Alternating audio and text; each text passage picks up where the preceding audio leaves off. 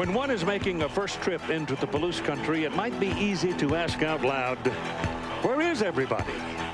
Especially if you come from an urban region. And out here in the rolling wheatland, it's different. The air's sweet, you can hear the birds song, and the natural process includes all 4 seasons with gusto. A familiar voice, the pulchritudinous prose of the iconic former legendary voice of college football, Keith Jackson, immortalized here on campus, maybe their most famous alum. And yeah, you can always believe in the Cougs. Keith would have told you that too. Against that backdrop of greatness, the home team, Washington State, taking on Wisconsin, ambitioning some greatness and transcendence today against the Badgers. Hello everybody, I'm Mark Jones alongside Louis Riddick. Quint Kessenich down in the field joining us in just a moment. Hey Lou, we got a great showdown today. A couple of high-powered air raid offenses. We see a forgotten quarterback on the field first for the home team. Yeah, Cam Ward. Look, Mr. Zero Stars, as he calls himself, wasn't highly recruited coming out of college, but now he is heading one of the most exciting offenses in college football, headed by Ben Arbuckle, the new offensive coordinator. Let's see him. He's going to get the ball first. Let the fireworks begin. A zero-star recruit coming out of high school, and now one of the most prolific players in college football. Cougars will take it out of the end zone. That's Lincoln Victor, team's leading receiver. Maybe not the best discretion on taking it out. It'll be 1st and 10 from about the 7-yard line for Washington State. Cameron Ward last week was 37-49, threw for 451 yards, 3 touchdowns, 0 interceptions. This guy is unflappable in the pocket. A transfer from Incarnate Word in FCS football. His 2nd year here at Washington State. And last year, well, put it this way, the Badgers remember who he is. He went into Madison and eviscerated that defense.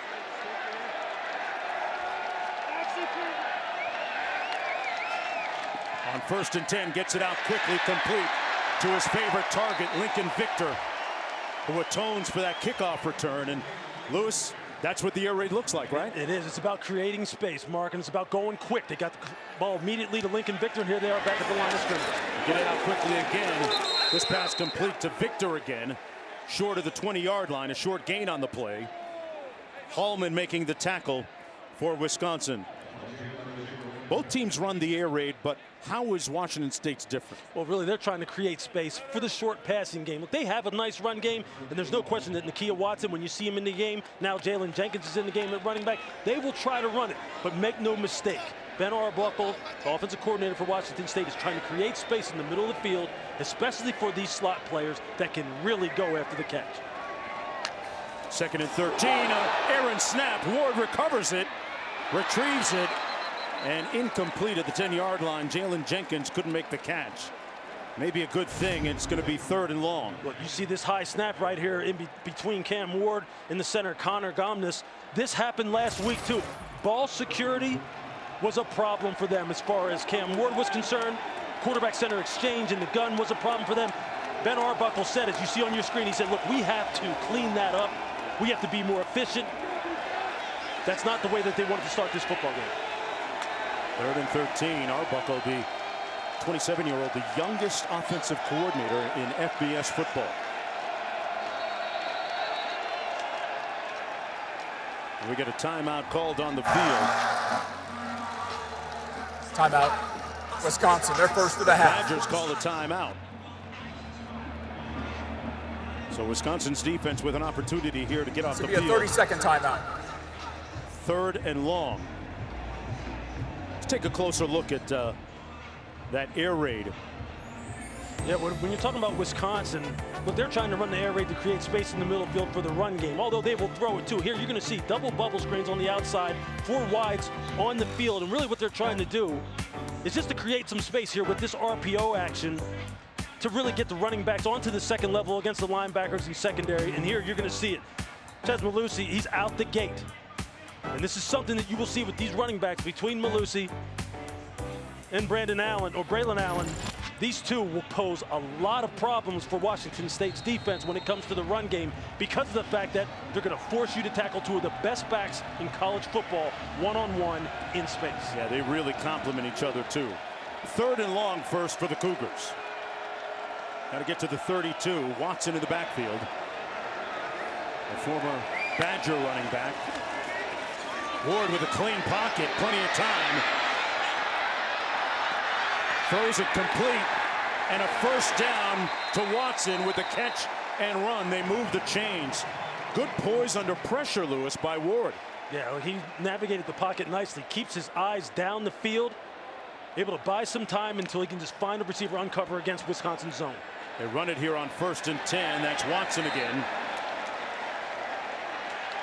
Short gain on the play. Boy, you can see this tempo for the Cougars amped up already to start the game. Yeah, they're in a nice quick pace. And look, Ben Arbuckle, the offensive coordinator for Washington State, said, hey, look, we like to see just how it's going to go. We like to dictate the pace. We love being in control of the pace of the game. You see here, they're slowing it down a little bit. There may be a play that he wants to get into the game. So they slow it down a little bit in those instances.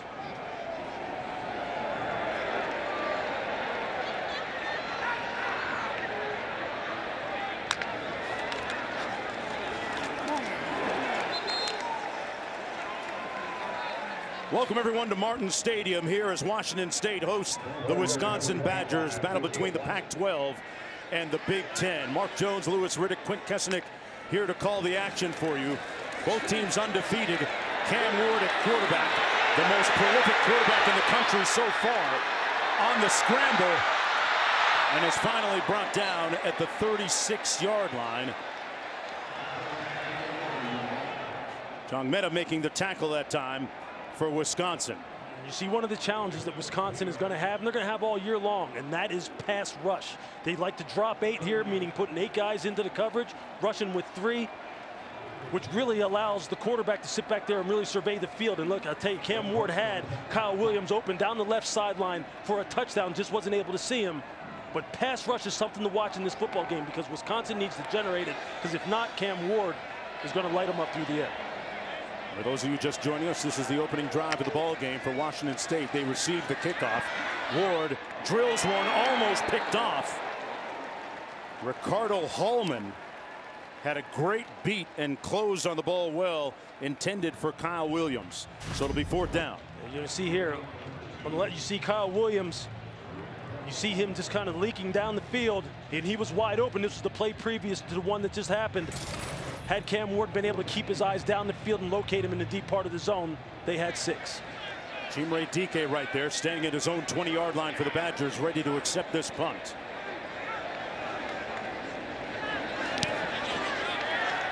A high end-over-end punt that comes down, fair catch called at the 14-yard line by Dike. It'll be 1st and 10 from there for Tanner Mordecai after that 49-yard punt. Let's go downstairs to Quint. I think the most interesting thing about this game is going to be watching this Wisconsin air raid offense and their 2 outstanding running backs, Braylon Allen and Chez Mellusi. Very different in body types. Allen is a monster, 6'2", 245 pounds. This is a young man who graduated high school as a 17-year-old. He's a junior in Madison right now, yet he's only 19 years old. Mellusi has fought through injuries. He's the speed component of this duo. They get it out to Allen out of the backfield, makes the catch, and he's brought down almost immediately at the 19-yard line by Jaden Hicks. Well, it's Tanner Mordecai, the transfer from SMU. Prior to that, he was Oklahoma. First year on campus in Madison. Has 73 touchdown passes. Hands it off to Allen, going to his left, and he's brought down behind the line of scrimmage by Hicks. He's going to be a busy guy today, right? This secondary, you tell me, like to run. Yeah, they sure do. This is a defense that really likes to run to the football, and Jaden Hicks is a leader in that regard. He's a guy who last week had a pick 6. He's also a guy, well, I'll tell you this right now, he can fill down in the box and he can tackle, and that's going to be key for their defensive backs to make sure they get these 2 backs on the ground, no yards after contact. Off to a nice start. Allen in the backfield, Mordecai with the play clock at 7 now. Pressure off the edge. Mordecai eluding the rush. And a nice sprint to the sidelines, but short of the first down by several yards. And it'll be fourth down, coming up a 3 and out for the Cougar defense to start the game. Ron Stone, an impressive guy on the end. That's exactly who they wanted to get into these one-on-one pass rush situations. And you see how Ron can get off the football. You see him dip that inside shoulder, get the outside hand of the tackle down, and flatten down the line of scrimmage. Look, this is exactly what he and Brennan Jackson said that they wanted. Let's get this team to 3rd and 7, and then let the chips fall where they may. They like their speed and athleticism if this game goes to an air type of game, and that's exactly where Wisconsin wants to stay out of. On fourth down, here's the punt. Sheffield back deep. Calls for the fair catch at the 37-yard line. It'll be 1st and 10 for Cam Ward, and that Cougar offense taking the field after that 42-yard punt. You're watching Saturday Night Football presented by Capital One. Folks, this is the Pac-12 on ESPN. A little bit earlier before kickoff, this was the scene on the field. Second-year head coach of Washington State, Jake Dickert, warming up, going through some strides, Lewis. Little karaoke drill, and then a moment of introspection with his players and motivation as well. Any obstacle we overcome. Here we go. Set your tone and focus. Set your tone and focus. Set your tone and focus. You just need to be you. You just need to be you. You just need to be you.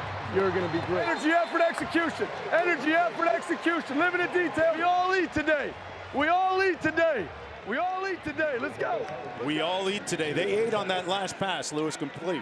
Yeah, but they're going to try again, getting them out in space. That time they get Jalen Jenkins the football out of the backfield and just see if they can make Wisconsin, that struggled last week against Buffalo, making tackles in space, make them tackle, prevent the plus 20-yard explosives, which is what Washington State wants to live off of. Cougars go empty again. And in motion, the top of your screen. And we get a flag down to the play. That was Jenkins. Here's the call. False start. Offense, number 2. 5-yard penalty. 2nd down. Let's take a look at Lou's do's and don'ts. Yeah, when you're talking about Wisconsin, man, they got to block the edges against this Washington State's pass rush, and we've already saw that they may have some issues with that. Don't allow Cam Ward to get comfortable. They haven't touched him. They hadn't made him uncomfortable as far as the pass rush yet. As far as Washington State, play a clean game. Cam Ward, make sure that the quarterback-center exchange is clean, no turnovers, and then defensively, no yards after contact. Well, I'd say they're off to a very good start with that, with the way their defense showed up in the first series. 2nd and 9 after the penalty. Jenkins in the backfield. Ward gets it out quickly, complete at the 44-yard line to Josh Kelly, who last week had 7 receptions in their win at Colorado State. Sets up a 3rd down and about 3, maybe 4 to go.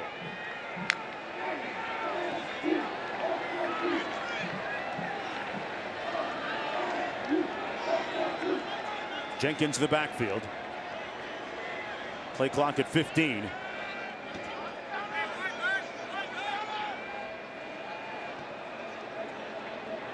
Ward changing the pace here. They're going to run it, a gaping hole up the middle for the first down at the 47-yard line. Jalen Jenkins, the sophomore, doing it. Just watch this inside zone, and then he's just going to get it north and south. That's all he's going to do. He's just going to sit there and watch the linebacker, Jake Chaney, just overthrow. Oh, man, and Ward had a man wide open. Cooper Mathers was wide open, reminiscent of the pass that he missed last week at Colorado State, although he was able to bounce back from that one. It was a little fake wide receiver screen, and then Cooper Mathers just runs a wheel route up the boundary. And I'm telling you right now, Wisconsin is on their heels in the secondary. These plays are coming so fast, varying looks. They're going to have to calm down, settle it down, and make sure they're not letting anybody run free. On 2nd and 10. Watson in the backfield. Play clock all the way down at 2. Ward over the top. Complete. 1st and goal to Kyle Williams.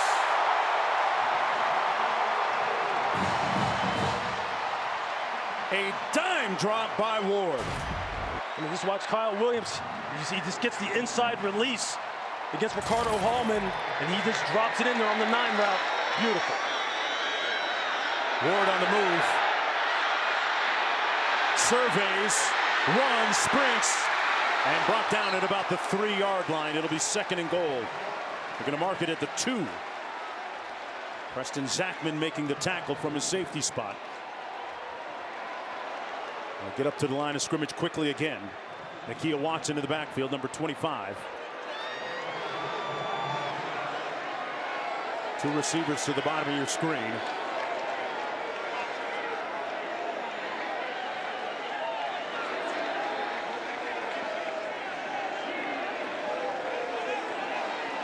See, they've got a stacked alignment down here at the bottom of the screen. Ward hands it off. Watson, nowhere to go. Brought down for a loss of about 2. It'll be 3rd and goal. Jung Meta making the stop on the play for the Badgers defensively, which, as you pointed out, on their heels a little bit. The change of speed by Washington State has been very stark so far, Lewis. It sure has. Look, I'll tell you, right now, the lack of pass rush is something that's going to be a problem, because if Wisconsin's going to play this much zone, and then when they do go man-to-man, they're going to allow these receivers to get behind them, then I'm telling you what, if I'm Ben Arbuckle, offensive coordinator of Washington State, I'm putting the ball in the air 45, 50 times tonight, because they haven't shown that they can stop it yet. Ward out of the shotgun. Open. Touchdown. Room service. Williams.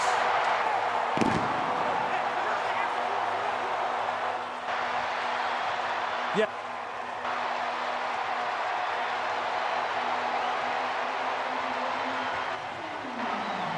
Kyle Williams on the other end of that 4th touchdown pass of the season by Cam Ward. For Williams, that's his 2nd touchdown catch this year. We have a flag down. See what this flag is all about.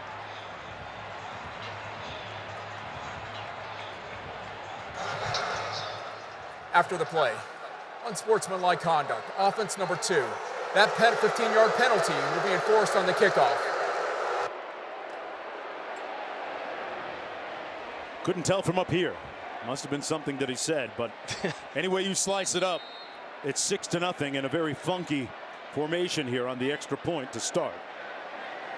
Yeah, what you're really just trying to do as a special teams coordinator is just see if the field goal block team knows how to cover the formation. That's all you're doing. You're just gathering intel. And if they don't cover it right, hey, then you'll run it in for 2. Run it up the flag. 8 plays, 62 yards. Capped with that touchdown reception by Kyle Williams. And the Cougars take a 7-0 lead. Underway here in the Palouse with this powerful, potent offense. Prolific to start the game.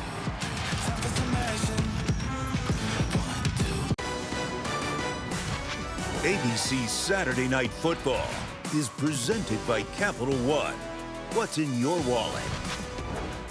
Horses, part of the bucolic scenery here in the Palouse. And speaking of horses, hey, Cam Ward riding his like Seabiscuit, Lewis. Yeah, this is great game planning on the part of the Washington State coaching staff. You can see Kyle Williams right here go in motion and then just whip it back outside. Why? Because they're anticipating the corner getting lazy with his eyes, thinking that the wide receiver is going to go across the formation, but he puts on the brakes and whips it back out. That is something you pick up on scouting before the game is even played, and then you have this play ready to go. Like I'm telling you right now, Ben Arbuckle, he may be only 27 years old as his offensive coordinator. This may be his first P5 job as an offensive coordinator, Power 5 job, but he's got it going tonight. Impressive drive. On the kickoff, this is DK.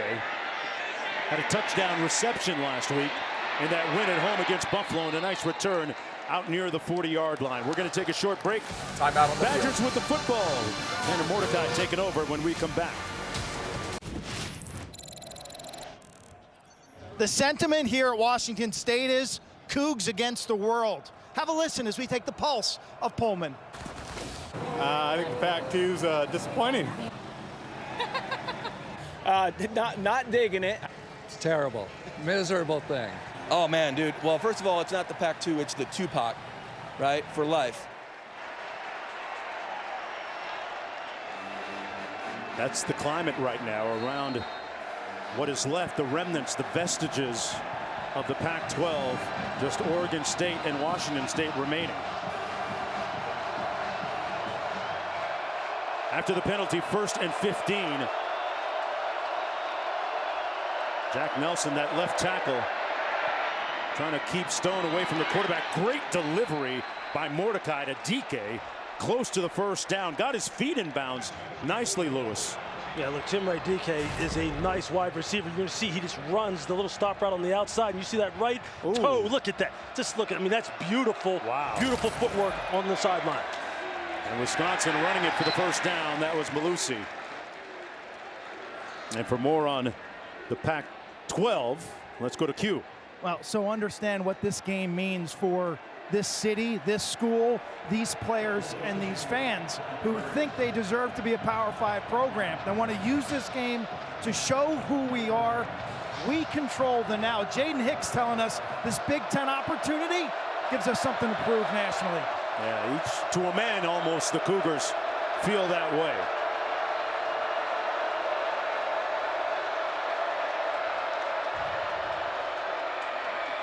Mordecai under pressure, eludes the rush. Great move, stretches out and close to the first down. They're going to give him a very, very favorable spot. And it'll be a first down, Badgers. And Mordecai, and the turbo kicked in there a little bit. And with about 4 minutes to go in the opening quarter, they move the chains again. Yeah, that's just a nice job there. Tanner Mordecai just having that clock in his head because Ron Stone was coming around the horn again and trying to work his way back up into the pocket and get the sack. He got out of there just in time. Malusi in the backfield. Falling across the formation, the handoff up the middle. Down to the 34-yard line. Phil Longo is the first-year offensive coordinator. Came over from North Carolina. He is like so many in college football, a Mike Leach disciple. All the way down to the little card in his hand that he's calling the game off of. How about that, huh? Great tribute to the late, great coach. Malusi with nowhere to go this time. Going to be brought down after a gain of a couple yards by Sam Lockett. A 2-yard gain on the play. Sets up a third down as Longo sends in the next play. You see right now, they brought him in to really try and help this football team create explosives. UNC, where he was at North Carolina, they finished the FBS top 10 and plus 20 yards. Every play, every season that he was down there, they need that kind of explosiveness in this offense. And that's what Luke Fickell is hoping he can bring as they build out this roster. They go empty on third, over the middle, caught for a first down at the 26-yard line. Good hands by Will Paulding, who's one of those players that came with head coach Luke Fickell from Cincinnati. Fickell alchemized a moribund team and took them to the playoff a couple of seasons ago. That pass complete to Bryson Green. The ruling on the field is an incomplete pass. Oh, they're going to say incomplete. Luke Fickell took the Wisconsin job and called up Phil Longo, got himself an offensive coordinator. Coach Tressel, his defensive coordinator.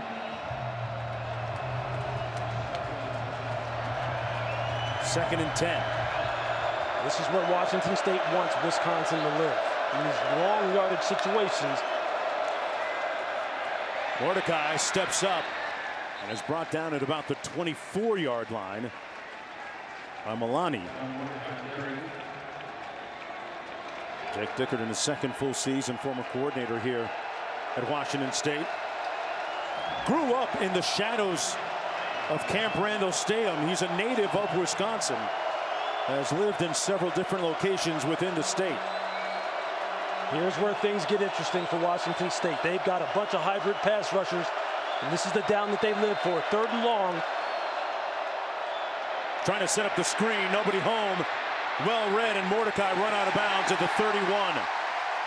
It's going to be fourth down coming up. Looked like he was trying to get it to Braylon Allen, Lewis, on the screen. Yeah, but just watch the pressure up here. You see Ron Stone right here looping back inside. They were playing man-to-man coverage in the back end, and he just wasn't comfortable pulling the trigger. Didn't see any open throwing lanes that he felt comfortable with.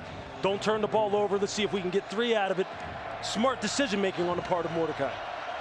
You said this Cougar defense was fast, and we've seen that so far. This field goal attempt from Vacos coming from 49 yards out.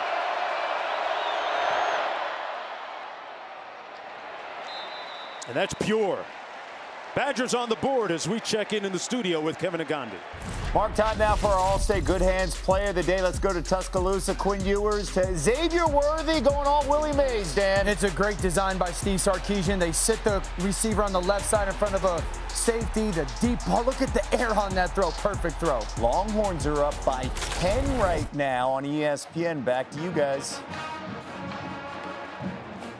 All right, thanks a lot, Kevin. Hey, folks, we'll have 2 ESPN primetime games next week. Number 9, Tennessee, traveling to the Swamp to take on Florida at 7 Eastern time. Then, Coach Prime leads number 22, Colorado, against rival Colorado State in the Rocky Mountain Showdown. What a night for football. And Deion Sanders and that Colorado program, the story in sports in America right now. Yeah, look, what a win today. It's just about belief, Mark.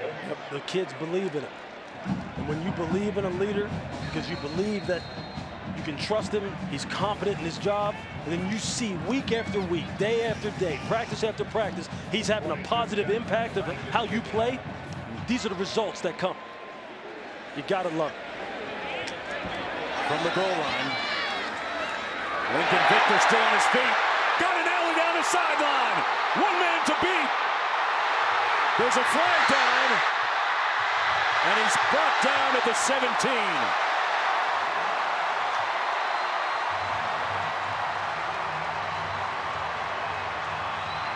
There's a couple of flags down. Let's see if this is going to stand or not. But an electric, dynamic return nonetheless. I think you're going to get a holding penalty. During the return, holding. Receiving team number 15, 10-yard penalty from the spot of the foul. First down, Washington State. Yeah, you're just going to see right there, the defender trying to get off and trying to get out to the perimeter and trying to give chase to Lincoln Victor. Man, that's a killer, but I'll tell you what, regardless, right now, if I'm Coach Dickert, I'm going, hey, look, this is the kind of intensity I wanted us to, this is the kind of us against the world mentality I wanted us to take. You know, no prisoners. Let's just send a message to everyone. Let's send a message to everyone. Hey, we don't have a conference to go to? Okay. How about this? We do have national TV right now. Yes. And we're about to show you a little something. Like Tupac, right? That's All right. eyes on me. Cam Ward. That's right. Last 2 drives, put one of those drives into the end zone and cashed out. What kind of grade would you give him so far? I know it's still very early, but he's a great story from 0-star recruit to an NFL prospect. Yeah, he just needs to see the field a little bit better. He's had some opportunities to really push the ball down the field and really blow this game wide open. But I'll tell you this, he is comfortable right now, which is something we said Wisconsin couldn't allow him to be because they're not getting any heat on him at all. 7 of 10, make it 8 of 11. The completion to the tight end, Billy Revere. Revere out to the 30 for another first down.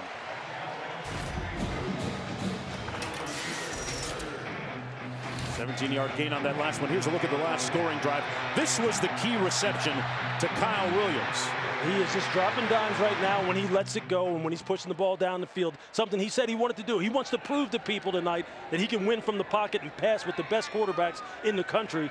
He's off to a nice start. Incarnate Word down in Texas was the only school that offered him a scholarship. They play FCS football, but we've seen FCS quarterbacks can rock out. And he completes another pass to Watson. Made a great move to get away from a tackler and is brought down at the 38-yard line. And that'll put the first 15 minutes in the books.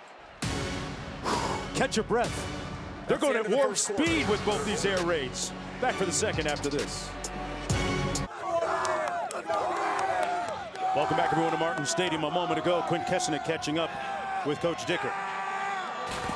Coach, what did you learn in that first quarter? Well, I think the energy were a little geeked up to start. You know, I think the offense just needed to settle down a little bit. I think Cam did an excellent job of missing the one down the sideline and come back, and I think our defense is playing tough even in a bad spot. So we got off to the fast start we wanted to do. Now we got to play 60 minutes. What's the biggest challenge that Cam faces? I think just being comfortable. I mean, they're running 3 down. They didn't do it a lot last week, so we're seeing some different things, but I think our coaches are going to do a good job putting them in the best positions. Thank you. Thank you. All right, looking at 2nd down and 3 for Cam Ward, who, Lewis, you pointed out, looks very comfortable. The coach intimated the same thing. Delivers to the outside, wide open, caught by Jenkins for another first down. Look, what Jake Dickert is talking about is when they're running 3 down. Look at it. 1, 2, 3. Those are only guys that are rushing the passer, and then they're dropping 8. And if you don't get any pass rush against this quarterback, this is what happens to you. Victor throws it on the option. Caught Mathers at the 1-yard line. Mathers makes it first and goal.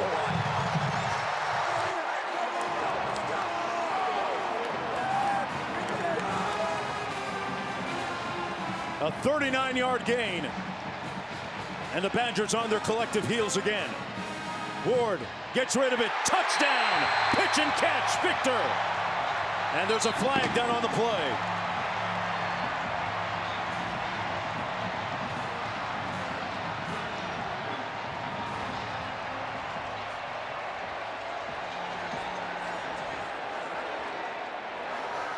Illegal substitution, defense. More than 11 players in the field at the snap. That penalty's declined. The results of the play, touchdown. Touchdown will stand. Victor on the touchdown catch. Kyle Williams, Lewis, gave him a fantastic block. Yeah, Wisconsin just wasn't able to get lined up fast enough, and he was uncovered. And they really had a 2-on-1 situation where Kyle Williams can just block the corner. Cam Ward just raises up, throws it to Lincoln Victor, and he just walks in. I mean, that's just a substitution error. That's what happens when tempo gets the best of you. It gets the best of the players, it gets the best of the coaches on the sideline, and that's when mistakes happen. That's when touchdowns are given up.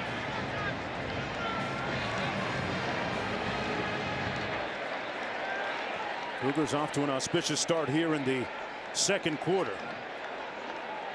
Janikowski with the extra point. And it's 14-3.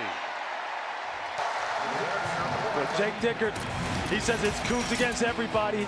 He knows right now they've got them on their heels, making substitution errors. We're putting up 6. Everybody is happy.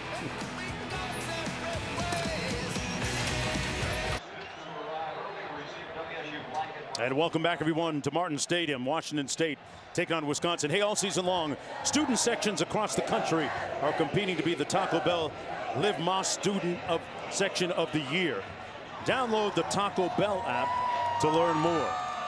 Well, Wisconsin's going to get the football on this kickoff, but right now the Cougars and their quarterback Cam Ward in a great rhythm offensively. Ward has completed 8 of his last 9 tosses and already has a couple of touchdowns. Remember, this Cougar team went into Madison last year and beat the Badgers. If you're Luke Fickell and Phil Longo, the offensive coordinator, now you have to make a decision. Do you stick with your running game? Do you start putting the ball up a little bit more? Do you go away from your 2 home run hitters in Braylon Allen or Chez Mellusi? We'll see what their tactics are here. But I think it's too early in the football game to abandon their best players yet. Let's go down to Q. What's it like down on the field there, Q? This place is lit up pretty good. You know, it's been a really rough spring and summer in terms of the fans in Pullman, but a sunny day in September for their home opener with a lot of hope, and they've circled this game. These fans are super excited. Klay Thompson of the NBA was here to present the women's basketball team with their Pac-12 championship. I've just never seen Martin Field this lit up. Hey, you got a champion on the field pregame. They're catching those championship vibes. They're going to hand it off to Mellusi. So maybe there's part of the answer, Lewis, that they're sticking with the run game on 1st and 10. Sounds like you were defining patience there earlier by Phil Longo. That's exactly what you're going to have to exercise a little bit. Now, that patience gets tested, obviously, if your defense keeps giving up points and can't slow down Cam Ward. But look, Chez Mellusi can go 70 on you in a heartbeat. So you got to stick with your best players. They just got to execute better. Mordecai, little shuttle pass to Allen. He's going to be tackled at the 32-yard line by who else but the ubiquitous Ron Stone. He has literally been everywhere on the field seemingly so far. Yeah, that's a nice job right here. He was on the pass rush, kind of stunting inside, redirected, got off the block and made a short tackle, which is something that they all said to a man. We can't let these guys get yardage after contact. Stone as a pass rusher is special. They had a great visit with him yesterday at the football offices. Play clock below 10. Little option. Mordecai keeps it and runs for the first down. Hey, Ron Stone, boy, what a fantastic, engaging young man. His father was a 3-time Pro Bowler in the NFL, Ron Sr., and, you know, he comes from great athletic lineage, and he's going to be in the face of quarterback Tanner Mordecai all afternoon. 7-yard gain on that last play, 1st and 10. Mordecai gets it out complete to Allen. 2 defenders there to meet him on the stop. Got back to the line of scrimmage. Thornton making the tackle on the play. You know, Stone and Jackson, both a couple of 6-year players for Washington State. It was big for them to stick around this year. Absolutely. In the era of the transfer portal and NIL, I'm sure there were people sniffing around them trying to get them to leave Washington State, but they said, no, we're going to finish what we started. A lot of pride in those 2 individuals. Little RPO action. Mordecai down the sidelines. Caught. And a first down at the 20-yard line by DK, working against Smith-Wade. Sean Smith-Wade is their best cover corner, too. Yeah, that's a nice double move by Chimere Dike. You see him just stutter it, gear it down, and then take off again. Fight through the contact down the field. That's an excellent play, excellent catch, excellent throw by Tanner Mordecai. 40-yard gain. Down to the 20. Exactly what they needed to produce some explosives, Mark. They have to get more of them to give their offense some juice, sustain drives, keep their defense on the field. It's the Falongo difference, yep. That's right. They didn't have a lot of explosive plays this season ago. Mordecai trying to change that into the end zone and overshoots his receiver, C.J. Williams. It'll be 2nd down and 10. He was working against Javen Robinson. I like what Phil Longo is doing right now. He's not getting away from the running game. He's going to utilize Braylon and Ches in the run game, but he's saying, hey, look, we got some wide receivers, too, that can get down the field. We got some guys who can win contested catch situations against one-on-one coverage, too. You may want to play us in man-to-man. Let's just see if you can do that. From the 20. This is the deepest the Badgers have been in Washington State territory so far. Allen in motion. Mordecai with time. Completes it at the 16-yard line to C.J. Williams. Nice pass protection up front by the Wisconsin Badgers offensive line. They were running some games and twists up front. They passed it off beautifully. In particular on the right side, Tanner Mordecai has time to survey the field. Now they're starting to get into a little bit of a rhythm. See if they can punch it in here. 3rd and 6. They got to get to the 10. Allen in the backfield. Got a trips left formation here.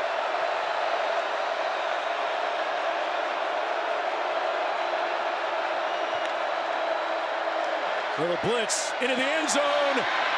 Incomplete. Intended for C.J. Williams again. Working against Robinson again, and Robinson won that. It'll be 4th down coming up. This is nice one-on-one coverage by Javen Robinson. He may have been a little bit early trying to punch the pocket there. Got away with one.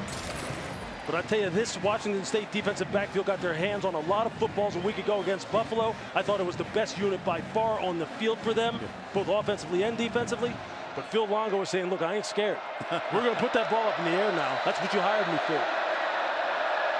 Pecos in for this field goal from 34 yards out. And his second one is good as well to make it 14-6. Wind turbines. Hey, the Cougars aren't having any problems generating power or juice on the field right now. They don't need them. Back after this. When one is making a first trip into the Palouse country, it might be easy to ask out loud, where is everybody? Especially if you come from an urban region. And out here in the rolling wheatland, it's different. The air's sweet, you can hear the birds song, and the natural process includes all 4 seasons with gusto.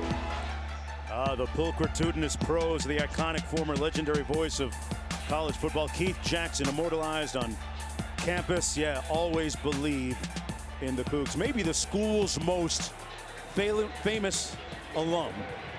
And he was everything to college football growing up, and watching him on Saturday afternoons was always one of the most special feelings ever for all those big games. He went to school here at Washington State, and you know, Lewis, we were talking about during the break.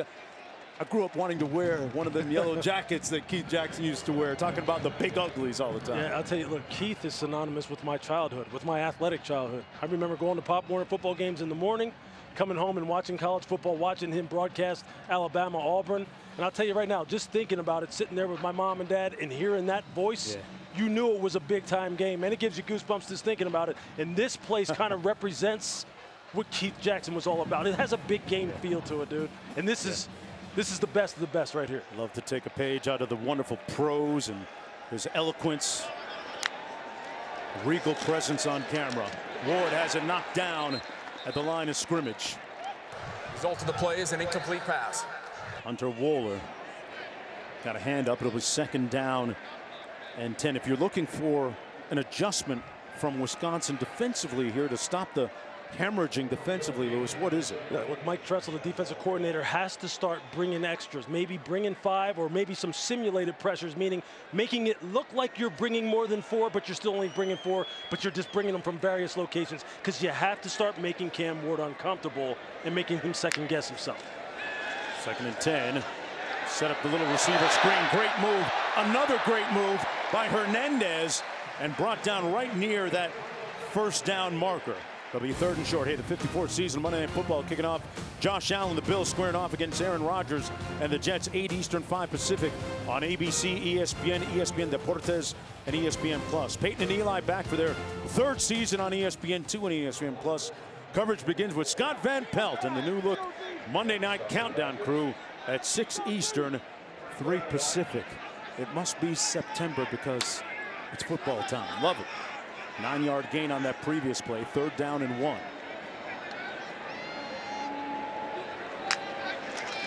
Ward is going to keep it himself, finds a hole, and gets down for the 1st down. Picked up about 3 on the play. Yeah, a little quarterback design run, quarterback power. Another thing that Cam Ward has in his arsenal, something else for Wisconsin's defense to think about. Ward got a man down the sideline, complete to Andre Dollar, who was money on that play, but there's a flag down. It's another substitution error. Couldn't get off the field fast enough when Washington State. Substitution. Defense, more than 11 players on the field at the snap. That penalty decline. The result of the play is a 1st down. How do you prevent that from happening if you're Wisconsin? Sometimes, you know, sometimes you just can't really substitute and really match the personnel groupings. You know, you're going to see them here. They're trying to change, and they're trying to match up the personnel groupings. And there's a little bit of confusion about who's supposed to be on the football field. And when you hesitate against a team like this, Ben Arbuckle, offensive coordinator, who you see on your screen, sees that, and he just speeds up the tempo on you. Jenkins in the backfield.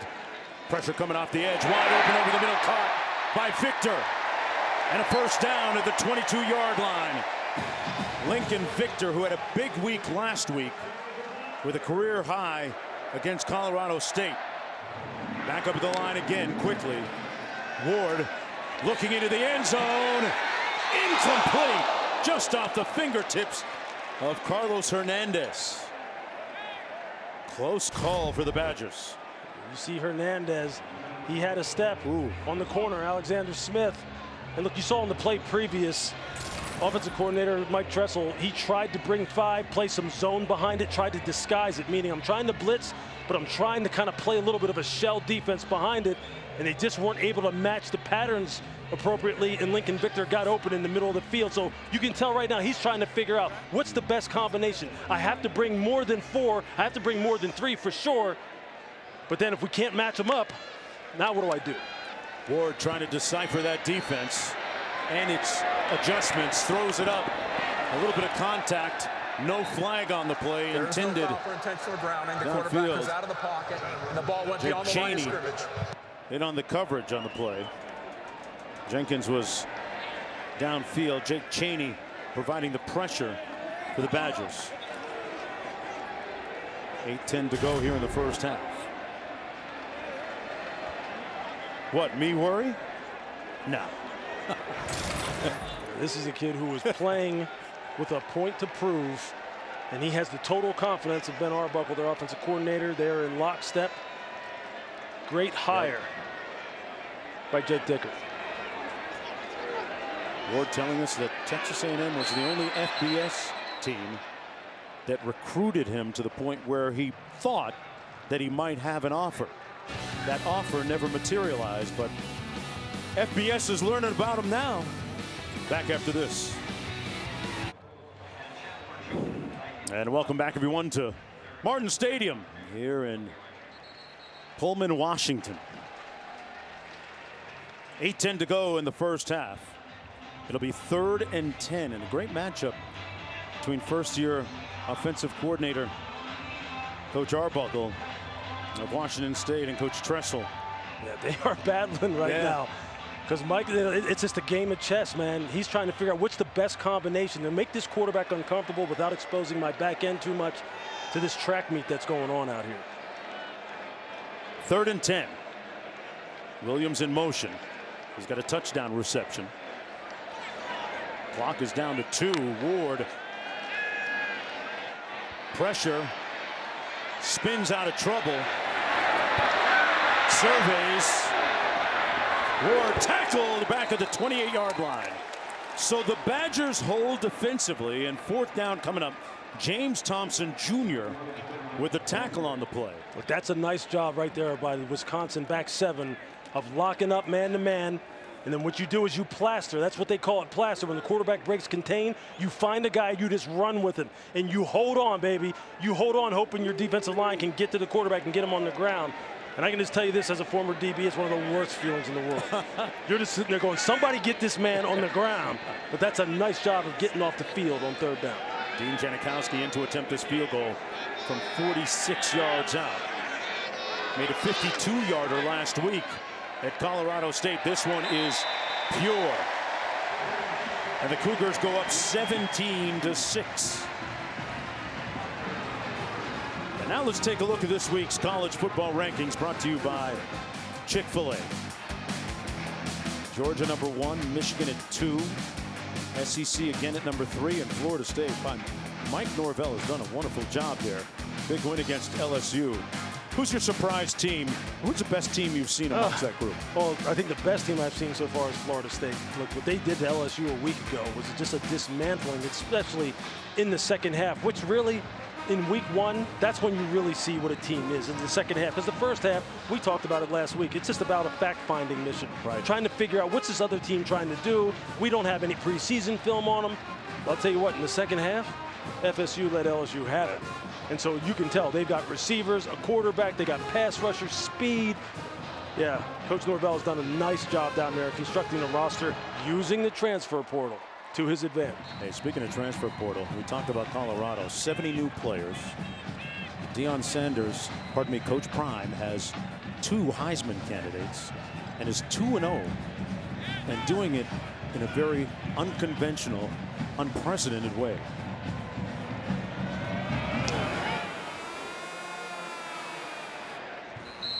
It'll be 1st and 10 from the 25. The transfer portal is the common thread between Florida State and Colorado's early success this season.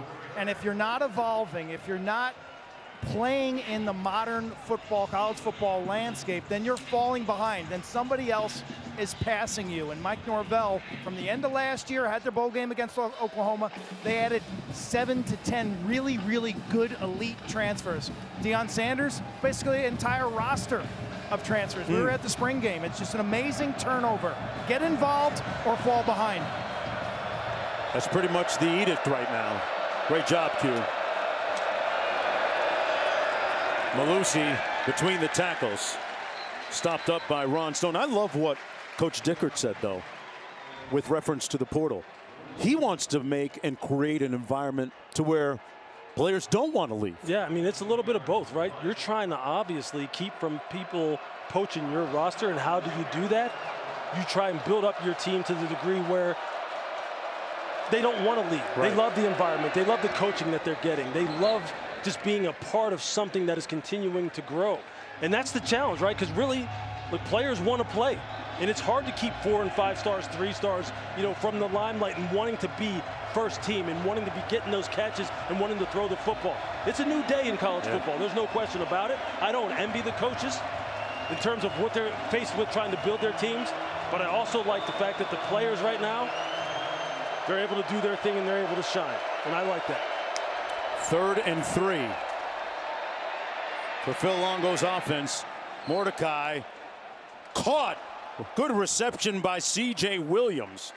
Came back to the ball to move the chains. Picks up 6. 6 minutes to go in the half. It's a nice job of Mordecai surveying the field, going from left to right. And you're going to see C.J. Williams right here. Oh, I think he maintained possession. That's a nice job of scooping that ball and keeping the chains moving. Mordecai hands it off again. This one to Malusi. Brought down after a gain of about 2. You know, we talked about Malusi and Allen, Thunder and Lightning. Lightning and Thunder. So far, that Cougar defense has bottled them up a little bit. It has, and I'll tell you, just right there on that little one-back power, Malusi was just the one defender away from maybe cracking that thing open. Nice job by Nusi Milani, the defensive tackle, of stopping him, though. Mordecai sacked, and there he is. Stone cold, Ron Stone Jr. and a fumble. He put it on the ground. Cougar ball. The ruling on the field is a fumble recovered by the defense. Washington State's ball, 1st and 10. There's Jackson. Stone was in on the hit. Stone and Jackson sounds like a law firm. I mean, you're going to see Ron Stone right here coming off the edge.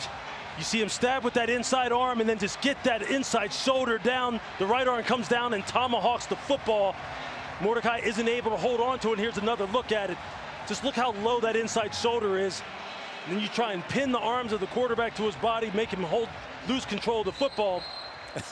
And there's his running mate, Brennan Jackson, saying thank you very much. Yeah, those two are inseparable. We spoke to Stone yesterday, asked him about his athletic lineage. Said, who's the best athlete in your family? He's got 2 collegiate sisters who play ball. One runs track. And who's the best athlete? He said, well, we got options, but I like me. Yeah, 2 of the most charismatic men in college football right there on that bench. Thoroughly enjoyed our time. On the jet sweep, it's Sheffield. Brought down at about the 37-yard line. Wohler made the tackle on the play, but talk about those 2 guys on your screen. Brennan Jackson and Ron Stone Jr., 2 delightful young men. Brennan actually has a wonderful podcast that I've been a guest on called Faith and Football, and them coming back this year to play another year of football really meant everything to that defense. Yeah, I mean, these guys set the tempo. They set the tone. They set the tenor of this organization, and everyone else falls in line. And when you see your best players not falling to the temptations of NIL and the transfer portal and staying here, that says something. Ward slides in safely at about the 31. When your best players, Mark, I mean, you know this, and doesn't, regardless of the sport, when your best players are your best people, then you've got something. Yeah. That's where the magic happens. That's what every coach is looking for. That's what every player is looking to be a part of something like that. And those 2 right there, look, it's just contagious what those guys do and how they act and how they conduct themselves. If you got kids, you'd have no problem letting those 2 guys babysit your kids. And, you know, you see defensive coordinator Jeff Schmedding up there in the box. He inherited these 2 this year, and how lucky is he? Ward going to be sacked all the way back to the 47 by Jake Chaney, who got some smoke for Ward. And 4th down coming up, and that kind of took them out of field goal range on the loss of 9. What a nice job of sending the Mike backer on a 4-man rush. You just disguise it, right? This is what you just really call, you know, you're making them think that you're coming all out with a 5-man or plus pressure, but really it's just a simulated pressure, and you just fire the Mike backer down the pike, and that's how you get off the field on 3rd down. And there's a look at Jordan Turner, number 54. Remember, he was called for targeting in last week's win against Buffalo. He'll miss the first half. He'll be back for the second. Under 3 minutes to go. And this will be down at about the 5-yard line. Great punt team coverage. Timeout on the field. On the play by Jalen Jenkins. All right, back to the action here. Braylon Allen, who has been bottled up for the most part here this afternoon, or evening if you're on the East Coast, picks up about 3. Augusta makes the stop on the play. Yeah, with Washington State's front 7 has done a nice job of staying square at the point of attack, not getting pushed off the line, and not creating any seams thus far for Wisconsin's backs to exploit. 4-receiver formation. Mordecai out of the backfield. Incomplete. Allen took his eyes off the ball as we go down to Q. Joined by Patrick Chung, who's the athletic director here at Washington State. Got a couple questions. This week there was some news about Oregon State and Washington State trying to claim the assets of the Pac-12. Can you kind of put that in human terms? What does that mean? Well, we're seeking clarity on what the assets are, liabilities are in the Pac-12, and really to ensure that the existing governance model plays out, which states that Oregon State and Washington State have governing control of the Pac-12 conference. Fans nationwide want to know, where's Washington State going to land? What can you tell them? Well, this is a huge week for us because we need clarity on these issues. Oh, pick six! And a touchdown! And a touchdown! Stone and Jackson, stone cold! Touchdown, Cougars! The rolling on the field is a fumble, recovered by the defense.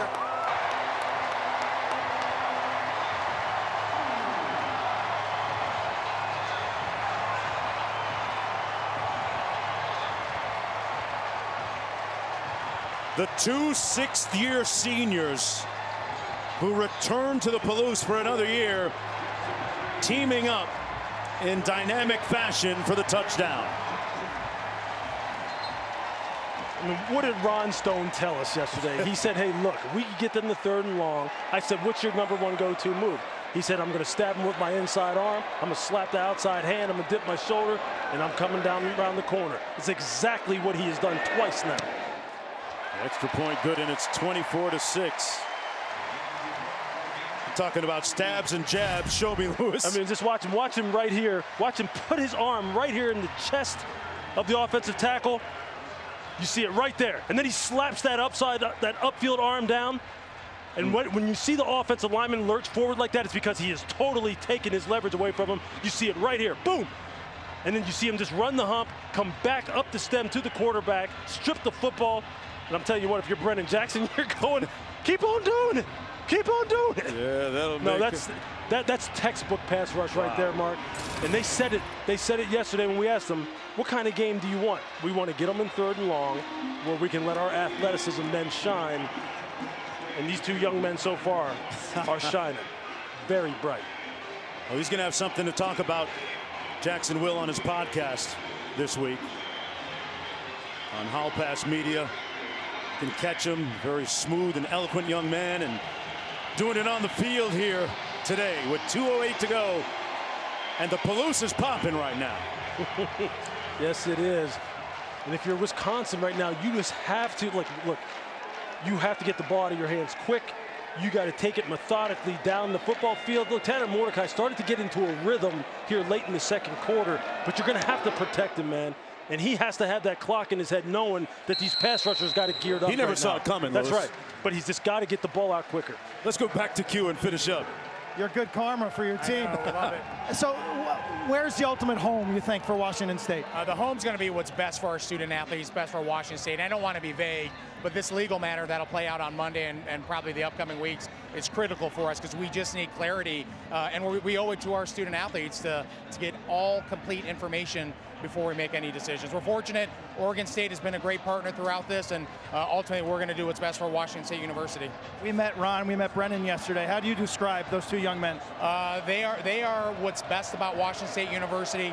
Student athletes. This is a crazy NIL environment. The fact that those 2 gentlemen came back this year with all the craziness in the place, making an impact, that's why we love Brennan Jackson and RJ Stone. Thank you, Patrick.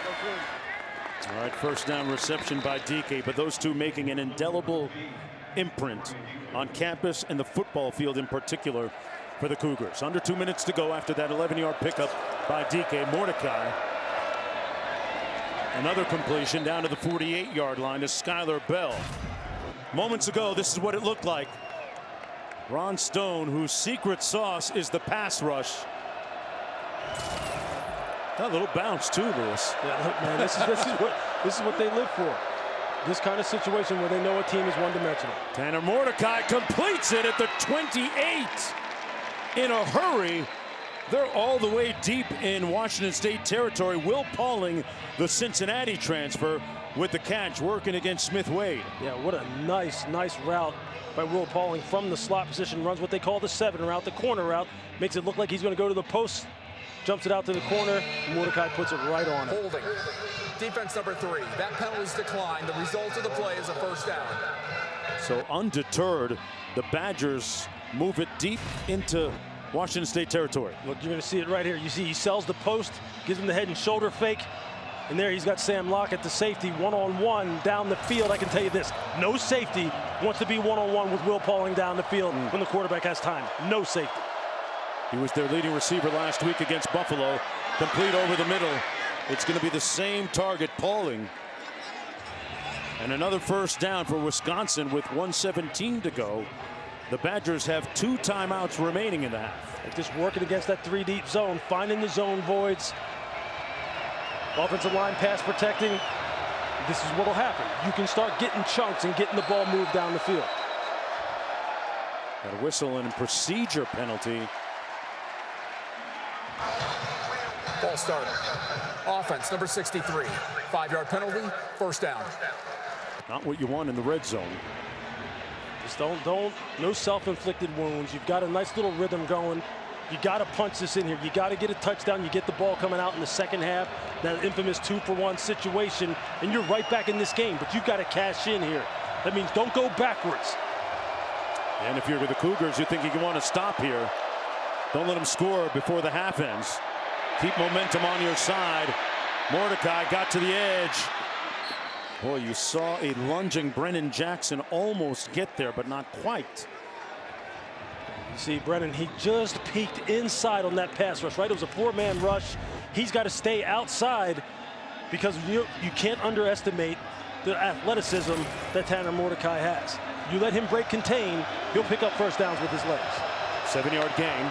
3 receivers to the bottom of your screen. Mordecai with a pocket, now flushed out. On the run.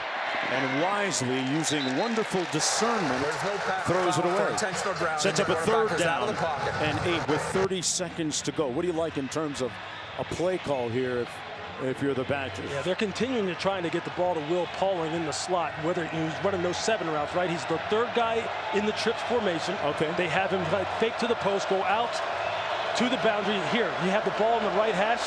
You have trips down here to the boundary. You're going to try and get the ball. That's the guy who I'm trying to get it to. I'm trying to get it to Will Pauling somehow, some way.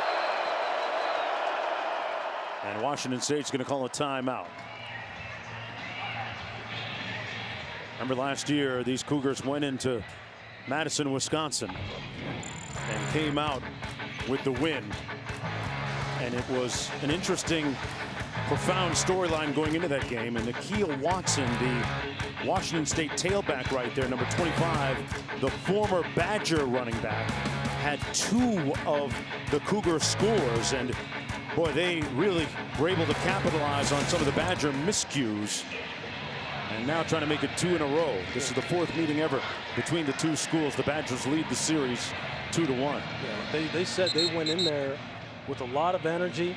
They fed off of the Wisconsin crowd. As jump around was being played, they were getting into it. They used it as something to get themselves hyped up. And you can just tell this is what this football team's about here in Pullman. These guys all have a tremendous competitive spirit. They really love one another. They really do believe in that Cougs versus everybody mentality. Kind of feels that way. Yeah, and they play that way. Yep. They play that way. But I'll tell you what, they're going to need that right now because, look, Wisconsin is driving the football, and they've got some playmakers on the outside, and you better tighten up down here. Otherwise, they're going to put this ball in here. But again, keep an eye on Will Pauling. Right here, number 3 in the slot. He's going to be one-on-one against a safety. Little pressure coming. Mordecai gets it away. Batted down in the end zone, but there's a flag on the play.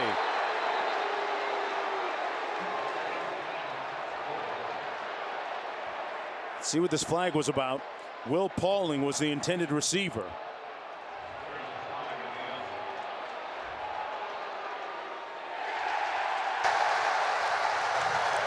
pass interference. Offense, number 6. 15-yard penalty from the previous spot. Repeat third down.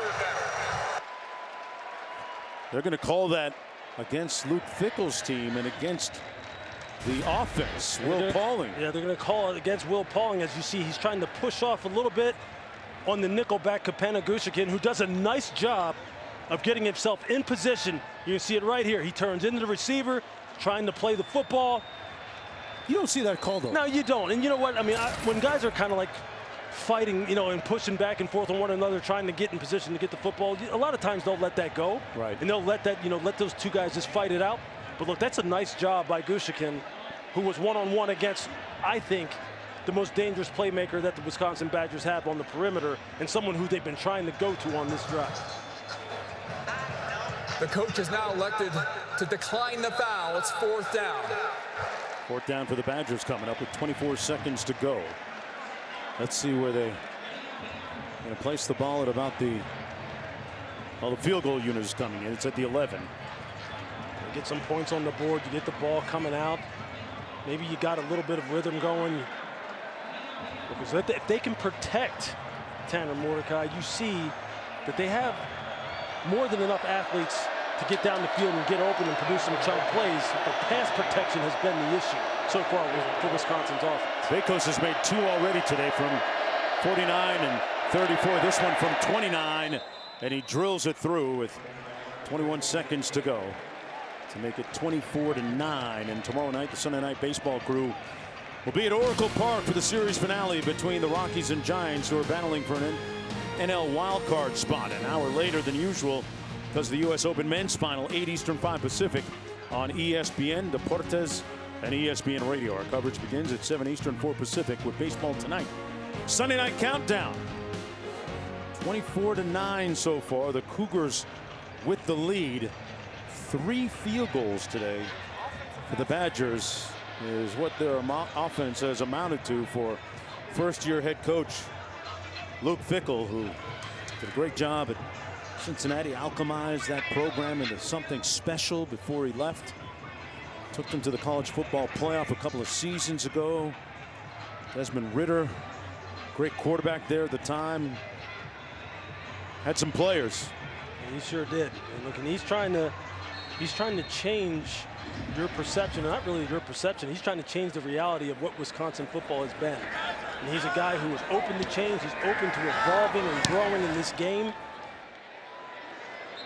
I think he's off to a nice start. Yeah. The 1st and 10 from the 25. 21 seconds to go. Washington looking to go 2-0 on the season. And that guy right there, Cam Ward, man, what a compelling, riveting story when you think about it. We mentioned he was a 0. I didn't even know that there was such a thing as a 0-star recruit. I mean, I thought you almost started off with 1 star, but Incarnate Word, where he was very prolific, and then his 2nd year now here at Washington State. Yeah, I mean, he's a guy who told us, look, he wasn't even big time into football. Yeah. He was into basketball more so than football up until his junior year in high school. And then in high school also, he played in a wing T offense, barely threw the football. So, you know, he said, hey, look, I was pretty much a basketball guy. I'm kind of late to the whole investing into the football aspect of it. Didn't throw the football a whole lot. But, hey, I'm here now. And he has got an offense that showcases his skills to the utmost. Yeah. Coach Arbuckle, the offensive coordinator, remembers Cam Ward from a camp that he was at. Ward didn't remember him, but, well, they're tied together right now, and it's working out pretty well for the Cougars. There he is, youngest offensive coordinator in FBS. And, of course, Ward with that close relationship with Shedeur Sanders, another former FCS quarterback doing very well. We're at the half here at Washington State and Martin Stadium. Cameron Ward has his team up 24-9. Halftime coming up. You're watching Saturday Night Football presented by Capital One. Folks, this is the Pac-12 on ESPN. And look at the verdant pastoral beauty of the countryside here in the Palouse. Washington State leading 24-9 as we get ready to start the 3rd quarter of play. A lot of wheat and legumes, right, Lou? In the Palouse. That's what they say, right? That sounds good. Yeah. I know I saw a lot of wheat when I know I saw a lot of wheat when I was driving in here. That's for sure. But no, this place, what a great setting where this stadium is situated. This college town atmosphere. Yo, this is nice up here. This is nice, and they're having a good time so far. Let's see how the second half pans out. Yeah, those two guys right there, Brennan Jackson and Ron Stone Jr., have been wreaking havoc in that backfield for the Badgers all night long. Wisconsin will have the football to start the second half. And they'll start first down and 10 from the 25-yard line. Mark Jones, Louis Riddick, Quinn Kesnick down to the field. Interesting first half. But take me through the keys to the defensive pressure that the Cougars were able to apply. Yeah, first of all, it's about pace and tempo, and then it's about physicality within the context of doing your job, right? So pace and tempo. I mean, you see them here. You see how fast they're running to the football, how well that they are finishing on contact as far as running through the ball game. Just look at this. Look how physical they are at the point of attack. No yards after contact. We talked about it as one of the keys to the game. And then when they're able to make them throw the football, the speed off the edge. Ron Stone is just having a day, man. And that's something I don't know if Wisconsin can adjust to. We're going to see, because they're going to need to throw the football here in the second half. Lucy in the backfield on 1st and 10. Takes the handoff, met right near the line of scrimmage for gain of 1. Richardson on the stop. Let's go down to Q. Notable about the Palouse, the rolling hills, but the soil, the black soil, it's volcanic residue. So it's got volcanic ash mixed in, which is why it's so fertile for legumes and wheat. In terms of Luke Fickell,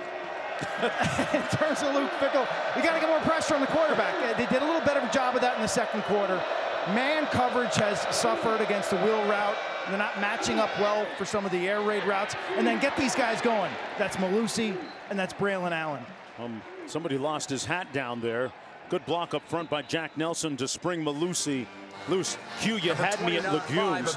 I know there's a lot of protein, and those Wisconsin running backs been muscled up so far. Yeah, they sure have. And I have a feeling that Chez Mellusi is going to see more and more touches here in this second half, because he is the guy who, look, as fantastic as Braylon Allen is, Mellusi's a game changer.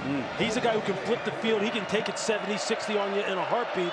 And you saw right there a little bit of the acceleration when he got through to the second level. He's going to need to do more of that here in the second half.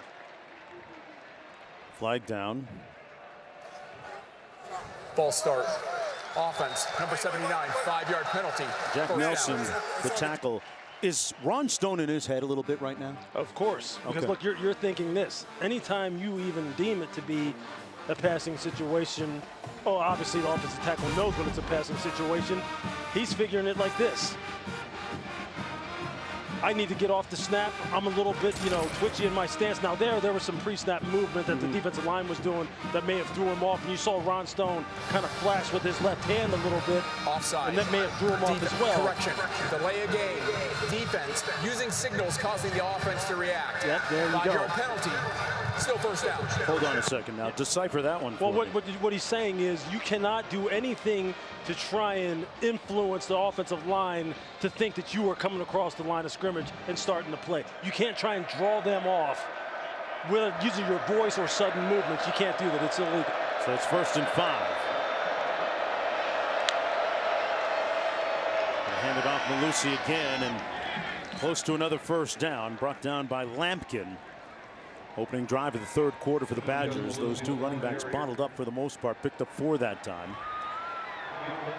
You just see the Washington State linebackers are coming downhill quickly. They are filling gaps immediately and trying to build a wall before these running backs can get going. Making life tough. In that 4-2-5, Mordecai on the post and incomplete. Overshot his intended receiver. That was DK. Yeah, DK had one-on-one against Shaw Smith-Wade, the best cover corner here for Washington State, and someone, when you turn on the film, look, number 6 is just going to jump out at you. The guy plays with a tremendous competitive spirit. As physical as can be, he can run, he can tackle, he can play the ball. They could afford to take a shot on that last play with 3rd and short. Absolutely. Right? And you figure, look, you're crossing the 50. It's about that time that, where you start taking those shots. But yeah, this may be 2-down territory for them. Lucy in the backfield takes the handoff and picks up another Badger first down. plowing his way down to the 45-yard line. Brennan Jackson there to make the tackle. Mellusi comes out of the ball game. Braylon Allen comes in. It was interesting in listening to Allen a little bit earlier, and the great lineage of running backs at Wisconsin, said that he'd love the speed of Jonathan Taylor, Melvin Gordon's stiff arm, and Ron Dayne's power. If you can get all three of those, they're doing pretty good. That's a pretty good combination. 1st and 10. Open downfield and dropped at the 27 by Ashcraft, the tight end. Boy, the freshman had his hands on it. And now time for tonight's Aflac trivia question. What former NFL quarterback is from Pullman and played for Pullman High School? No Google allowed. I'm tempted, but I'm not going to try. I have an idea.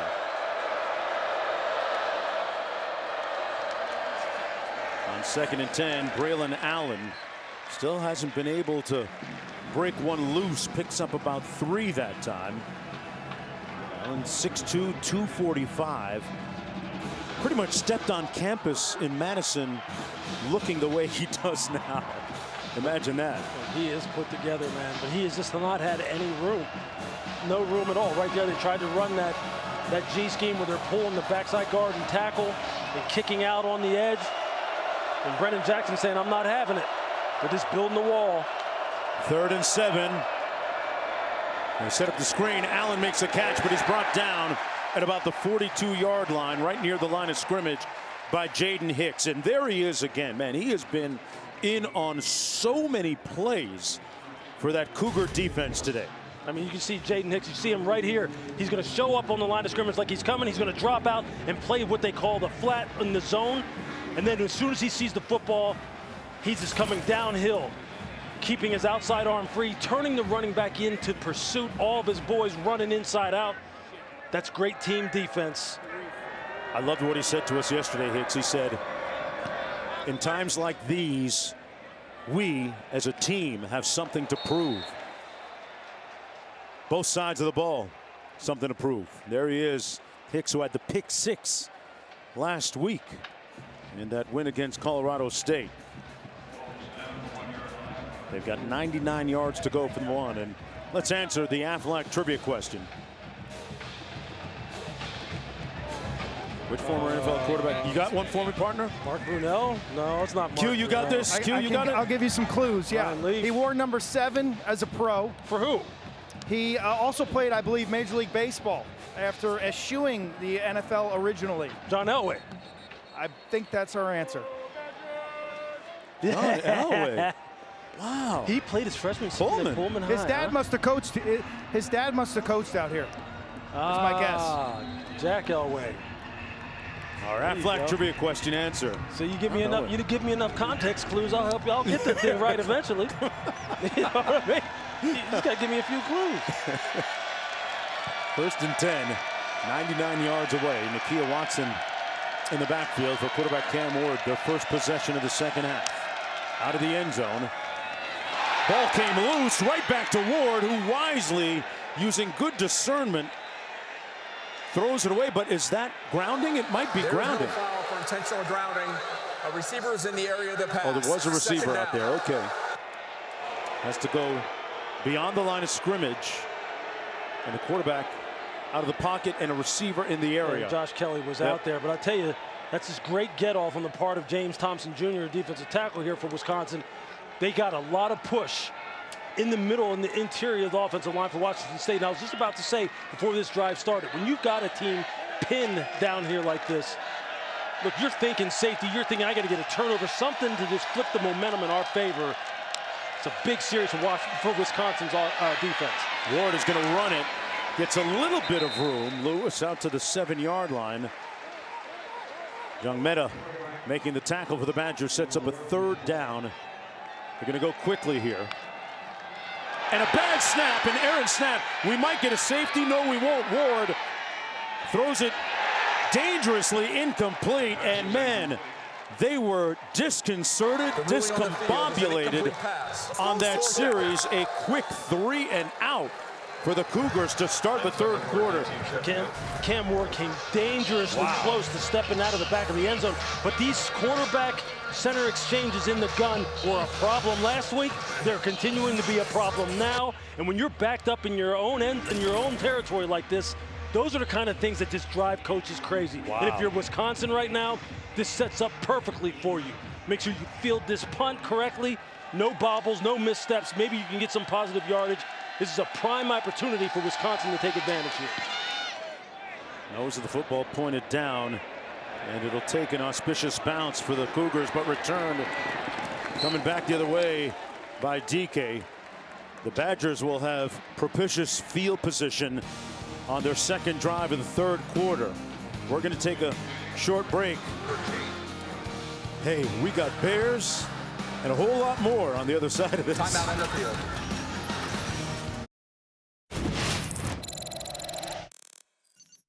Wow, this is unbelievable. We're at the Washington State University Bear Center. 11 grizzly bears here, and they're here for research purposes, education, and conservation. And you can basically reach out and touch one of these grizzlies. Q looks like he's on the inside of the fence there. Q, you brave like that, huh? He's saying you could reach out and touch him. I won't. You could. Q all up into nature and everything. Back shoulder fade, complete down to the 15, and the Badgers are on the move. Bryson Green moving the chains on the catch. So that's an NFL caliber throw by Tanner Mordecai. What part of it? Hang on. Ineligible player downfield, offense number 63. 5-yard penalty, first down. What part of the catch was NFL caliber? Well, I mean, the throw and the catch, where he put it on the back shoulder. Okay. He threw it even before the receiver had really declared that he was going to run this kind of fade stop back shoulder route. But the center, Tanner Bortolini, blocking down the field, had gotten beyond 5 yards past the line of scrimmage. Wow. That's just the kind of error that you just can't have. Bortolini, one of the leaders. He's the voice up front on that offensive line. The guy that took Mordecai out fishing to do some team bonding when he first arrived on campus. He pulls it out, delivers another strike over the middle, down to the 27, complete to Pauling. Q, Mr. Bearman? That Bear Center is about 2 miles from the stadium. And I'll tell you, I think in American culture we've made bears cute because of teddy bears, but man, you're around them, they are undeniably ferocious. Like big, this Cougar defense. Athletic. And that was a little bit of an optical illusion. There was an electrical fence between myself and the Bears. I'm glad you came clean because I thought you were the bravest reporter out there. Something tells me that bear wasn't worried about that electrical fence. That is not what was happening. Yeah. Hey, I've seen Q before. I've seen him work out. I pray for the Bear there. 3rd and 5 coming up for the Badgers. Mordecai completes it for the first down to Green, and Bryson Green down to the 16. Now Mordecai in rhythm, Lewis. Yeah, he sure is. And Washington State looks a little discombobulated as far as their coverage schemes in the back. Looked like they were playing zone underneath, but you had guys chasing wide receivers across the field. And that's how Bryson Green was just able to kind of like dribble out into the flat. Mordecai found him quickly. And now they're starting to get into a little bit of a rhythm. Phil Longo, the offensive coordinator, has flipped the momentum in the Badgers' favor. Lucci sets. Mordecai on the slant, complete. And close to another first down for DK. Let's see where they spot it. It's going to be just about a yard short. Chimere DK is a nice wide receiver now, 6'1", 200 pounds. He's strong at the line of scrimmage. Shaw Smith-Wade was trying to jam him up. He just swatted him away, ran the quick slant. Mordecai puts it right on him. This is a nice drive going on for Wisconsin. They need to cash this in for 6. 9-yard gain, 2nd and 1. Mordecai pulls it out, hits the tight end, Rucci, and he's chopped down at about the 5-yard line. He falls forward, and they're going to spot it at the 2. Lockett with a good open field tackle, 5-yard gain. 1st and goal for the Badgers here. You can see him. Here he has Rucci out here in the flat. But you're right. I mean, that's just a great job by Sam Lockett of going low, running through the legs, making sure he chops him down. No yards after contact. That has been their mantra all week. They've done a nice job with it so far in this game. Allen and Malusi in the backfield. 7 minutes to go in the third. And now Mellusi comes out, and the Badgers and Phil Longo echoing that old Tevin Campbell song that goes, "Can we talk?" The Badgers clawing their way back into this. Oh. He's looking for Quinn. Yeah, you think an electric fence is going to hold that back? No way. Okay. Wow, you guys. Kevin Agati here. Time now for our AT&T 5G studio update to Tuscaloosa. Texas down 16-13. Quinn Ewers to A.D. Mitchell. And it's now Texas on top, and their defense stepping up. Jalen Milroe, this is a costly mistake in his own territory. I mean, my goodness, the Longhorns take advantage. That would lead to another touchdown. Jonathan Brooks goes in, and it's 27-16 Texas. Mark, Lewis, and Q. Ooh, it's getting a little hectic there. Bama down. Back here, first and goal for Wisconsin. Braylon Allen in the backfield. Side quarterback Tanner Mordecai to his right. Takes the handoff, hit immediately, and falls forward to the line of scrimmage. Looks like he ran into his own man, the tight end, Hayden Rucci. That was Brennan Jackson, man. You can see him right here. Just look how he resets the line of scrimmage and makes him have to change course. That's called knockback. That's what defensive linemen call it. You have to reset the line of scrimmage. That's a perfect example of how it destroys running plays right from the get-go. Allen and Mellusi in the offset eye. Oh, to the wide side of the field. Room service. Touchdown. Mellusi had that turbo kick in. And the Badgers are here. That's a fantastic play call with both of your home run hitter backs in the backfield. Fake the dive to Braylon Allen, and then the quick pitch to Mellusi. Nice play call right there by Phil Longo. And you saw him utilize his speed to get into the end zone. They capped the 7-play drive with Chez Mellusi's third rushing touchdown of the season, 16th of his career. And we got a real football game here, folks.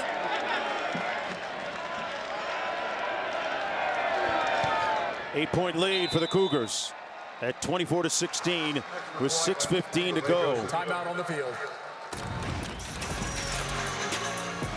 And you see this left side of the offensive line. You see the left guard, Hooper.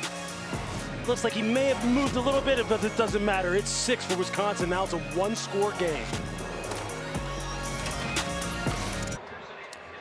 Welcome back to Martin Stadium. Hey, we'll have 2 ESPN primetime games next week. Number 9, Tennessee, traveling to the Swamp, Gainesville, to take on Florida at 7 Eastern. Then Coach Prime leading number 22 Colorado against rival Colorado State in the Rocky Mountain Showdown.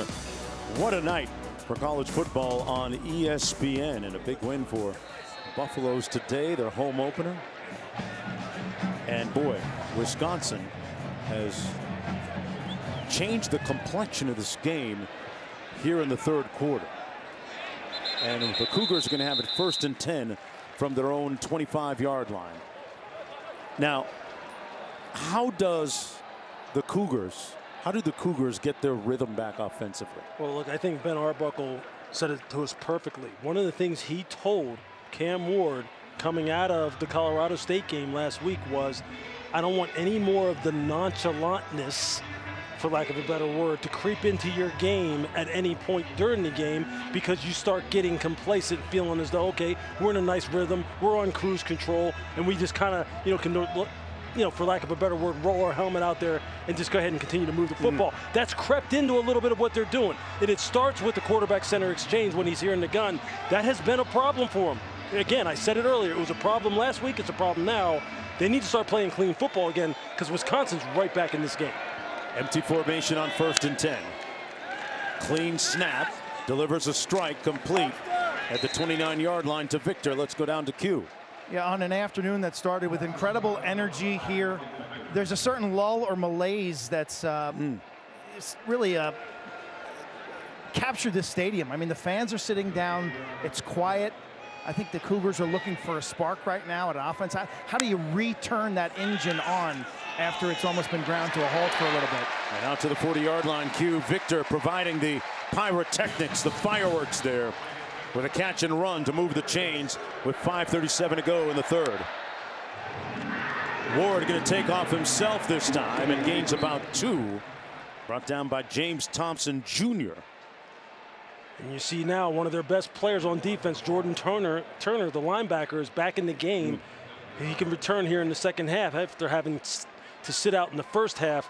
And you can best believe him and Jung Meta are going to be sent up the A and B gaps on some of their fire zones and some of their simulated pressures to try and make Cam Ward uncomfortable and get him off his spot and get him second guessing himself. 2nd and 9 here, empty again. Ward delivers a strike complete to Hernandez, and Hernandez fighting for every yard. We've seen various speeds, and Lou, tell us about the different change of gears for this offense. Yeah, I mean, you can slow it down and kind of run what they call a muddle huddle, which is kind of what they're doing right now. They're not huddling, they're up on the line of scrimmage, but they're kind of trying to move a little bit quicker, but a little bit slower in terms of the quarterback and play caller communication. Then you can go fast where you can kind of go like a 2-minute type of situation. And then you can go turbo where it's literally they spot the ball, you're up at the line of scrimmage and you're rolling. Right now they're slowing it down because they're emphasizing execution over tempo. On a 3rd and 3, a pivotal one here to regain a little rhythm. Ward is going to run and picked up the first down, brought down from behind, which ironically helped propel him forward a little bit. Gets the first down with 4 minutes to go. He picked up 4. And this is the part of the game for Cam Ward that people don't give him a lot of credit for, his ability to manipulate the pocket, pick up first downs with his feet. Complete again out of the backfield. This is Sheffield, and Sheffield got about 6 or 7 on the play. Right back at the line of scrimmage. 3 receivers to the top of your screen on 2nd and 4.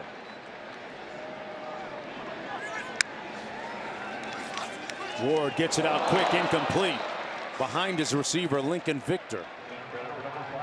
His favorite target last week. So there you saw it. They sent Jordan Turner that time. Mike Tressel, the defensive coordinator, although they're still rushing 4, covering with 7, but he's starting to change it up a little bit. Send him a couple different looks, show him a couple different looks, send different people from the second level, make him uncomfortable, make his reads a little dirty for him.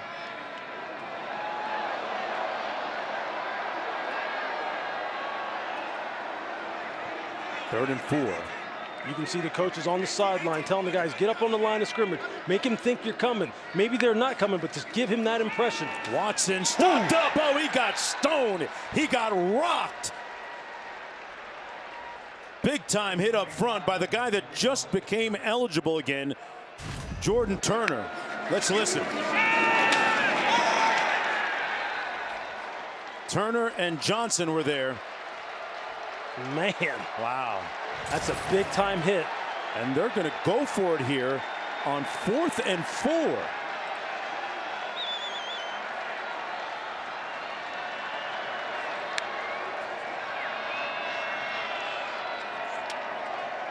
Play clock down at 7. Maybe just trying to draw him offside. Yeah, they're going to take the penalty.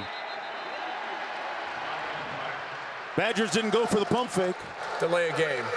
Offense, 5-yard penalty, 4th down.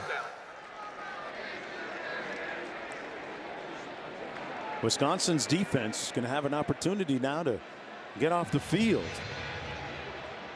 Luke Fickell was a little bit concerned about, first time getting on the road with his new team, traveling out here to the Palouse, Washington State, and a lot of new pieces, players, circumstances, but they've regained their footing.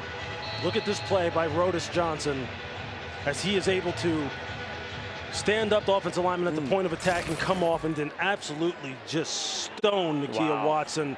That's one of the biggest plays of the game for them defensively so far, because that's the kind of thing that excites a football team. It excites your offense to go back out there again. Punt is high, but it caroms into the end zone, so it'll come out. Let's go back to Kevin in the studio. Mark, now for our Dr. Pepper Fansville studio update. Back to Tuscaloosa. Jalen Milroe capping a 6-play, 75-yard drive. This one to Amari Niblack. I'm not sure where the tackling is from Texas on this play. My goodness, they get the 2-point conversion right now. 27-24 Texas over on ESPN. Back to you. Boy, the old drop the football, throw it for a touchdown play. Works every time. 2:33 to go here in the third. 1st and 10 for Tanner Mordecai. Chez Mellusi in the backfield.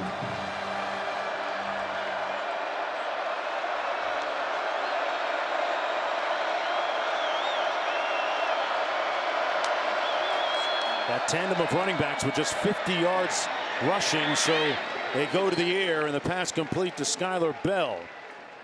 Well, the U.S. Open Men's Championship match tomorrow, 4 Eastern, 1 Pacific, ESPN and the app. 3rd seed Medvedev taking on Djokovic in a rematch of the 2021 U.S. Open final. Coverage begins with men's preview show, 3 Eastern, noon Pacific. Congratulations to Deerfield Beach's Coco Gauff, winning the women's U.S. Open.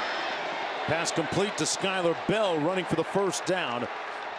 Now we see the versatility of this offense really paying off. You see the run game and the pass game marrying up. You kind of make it, give them the illusion that you're going to run that one-back counter play where you have 2 offensive linemen pulling, you have the guard and tackle pulling, then you pull the football and then throw a bubble screen out the backside and get your best playmakers in space, which right now are Will Pauling, C.J. Williams. Just get the ball in their hands.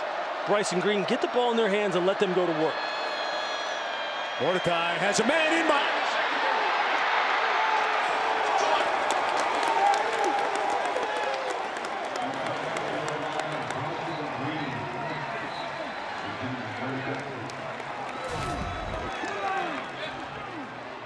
You're going to see right here, Tanner Mordecai just gets Bryson Green. He gets him behind Cam Lampkin. And this is exactly what you're looking for. You're looking for the chunk plays. You're looking for the passing game to marry up with the running game. Right now, Wisconsin's in a nice rhythm.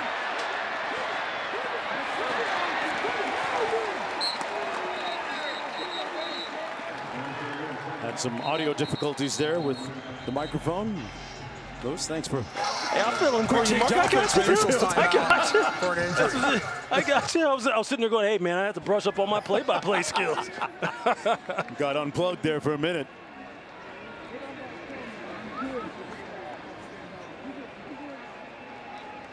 Have an injured player down on the field. That's Quinn Roth.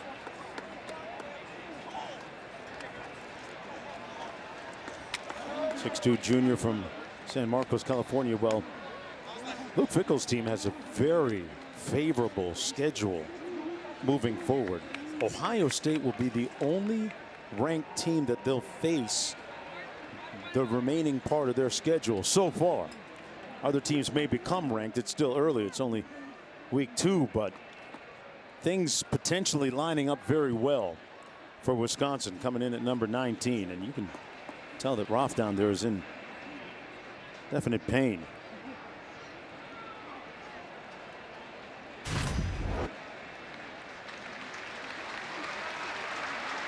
You can see him right here off the left side of your screen. He just tries to run a bull rush.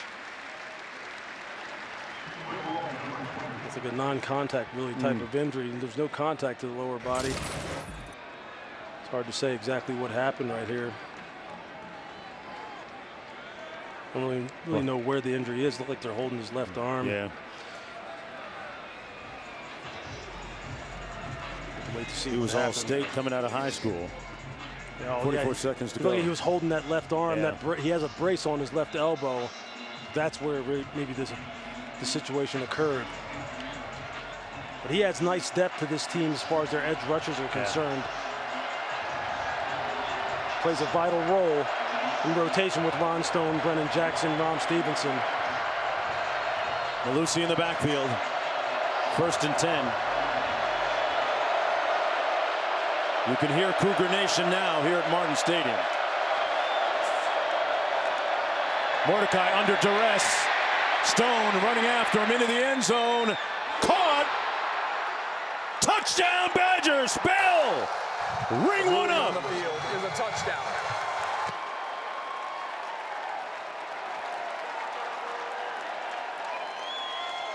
Mordecai with wonderful versatility and escapability to make a throw going across his body. This is unbelievable movement on the part of Tanner Mordecai, staying calm under pressure, letting the receivers work back across the field. Skylar Bell came all the way across the field, throwing the body, throwing the football, rolling to his left, get his shoulders square. That's a big-time Sunday type of throw right there by Tanner Mordecai. That makes this game real interesting. How about that? They're going to go for two, try and tie it up here. Mellusi in the backfield. DK split wide to the bottom of your screen. Number 13. Now in motion. They run a little option. Mellusi won't get in. Got a lot of company there. Of course, Brennan Jackson, the first one to arrive. And it remains a 2-point Cougar lead, with time winding down in the third. I mean, look, you're going to see Skylar Bell right here. He's going to work all the way across the field. And watch Mordecai. Watch him just navigate, stay calm, and get out the backside here. Get his shoulders square, get his hips turned, and deliver this throw. Let's look at this. You have Ron Stone bearing down on you. You're still keeping your eyes down the football field. Throw the football across your body and just throw an absolute dime. That is big time. That is exactly what Luke Fickell and Phil Longo had in mind when they took Tanner Mordecai out of the transfer portal and said, hey, look, we're going to have you come run our version of the air raid up here in Madison. That's a big-time play. Bell with the touchdown catch. Mordecai has connected on his last 10 passes in a row. We had a great conversation with Phil Longo down in the field prior to the game tonight, and he talked about walking in here and feeling comfortable because of his lineage and history with the late Mike Leach, former coach here at Washington State. He felt like he knew all the passcodes and had the keys to the building still. So his offense looking very comfortable here finally in the second half. And they have, throughout the course of the night, made tributes to Mike Leach, who was a lover of the Pirate culture, as we go back to the studio. Mark, time now for our Chick-fil-A move on the field. You talk about a quarterback being comfortable. That's Quinn Ewers right now in Tuscaloosa. 7 plays, 75 yards. This one to A.D. Mitchell. What a great catch right here. And Texas responds. They're up now 34-24 over on ESPN. All up in Alabama's kitchen and doing it to him. Hey. Sark told me I was down there in Austin a couple weeks ago. He said, now I've got the team I want. Now we can roll. They got it going on. Looks like it. Ward trying to hit the switch again and find the rhythm of this offense. And one of the aides on the sidelines took a hit. With 9 seconds to go, the clock running. Ward picked up a few yards. It'll be second down and 8. Stark contrast here in the second half to the first half so far. Yeah, you can just see it there. A lot of that has to do with, one, they just kind of have gotten out of rhythm and a little sloppy. But Wisconsin's defense, they are starting to play with more confidence. Mike Tressel mixing up the calls. The guys on the field executing. We got a ball game.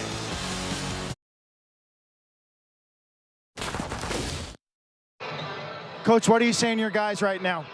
Well, I think the biggest thing is we got to get our composure back and we got to keep the gas down. You know, right now, I think they got us on our heels a little bit. We got to deliver our best right now. We work for this, we train for this, it's time. Where do you find a spark? Well, I think we put it in one's hands. He's our best player. We got to get the ball in space and we got to go make a play. Thank you, Coach. A self-described beer and cheese guy, head coach Dicker from Wisconsin, says it runs through his blood. And right now he's leaning into QB1, Cameron Ward. On 2nd and 8, pressure off the edge. They almost had him, now they finally do. They sack him for a loss of about 4. Jungmeta there to make the tackle, and it's third down coming up and long. See, I'm telling you, Mike Tressel is dialing it up now. He takes John Meta, he moves him to the outside on the line of scrimmage. They still only rush 4. Again, they're just confusing him as to who's coming, showing 4, 5, 6 up on the line of scrimmage. And I'm telling you right now, they've got Washington State on their heels offensively in a way that they haven't all game long. Nice job by defensive coordinator Mike Tressel of dialing his guys in and putting some doubt into Cam Ward's mind. 3rd and 11. The usually unflappable Cam Ward. Gonna have to stay poised here. Shoots one downfield, incomplete in traffic. And it's 4th down coming up. Sheffield and Williams were both in the same area. And one of the 2 receivers appeared to be upset at the other in wake of that. You're going to see off the edge here, you're going to see Jeff Petrosky just coming around the edge. He gets a nice pass rush. Cam feels that. And then you saw DT Sheffield. He kind of stopped his route and started to work back to the football. And Kyle Williams was telling him, hey, look, I'm coming across the field. I had it. That would have been a completion.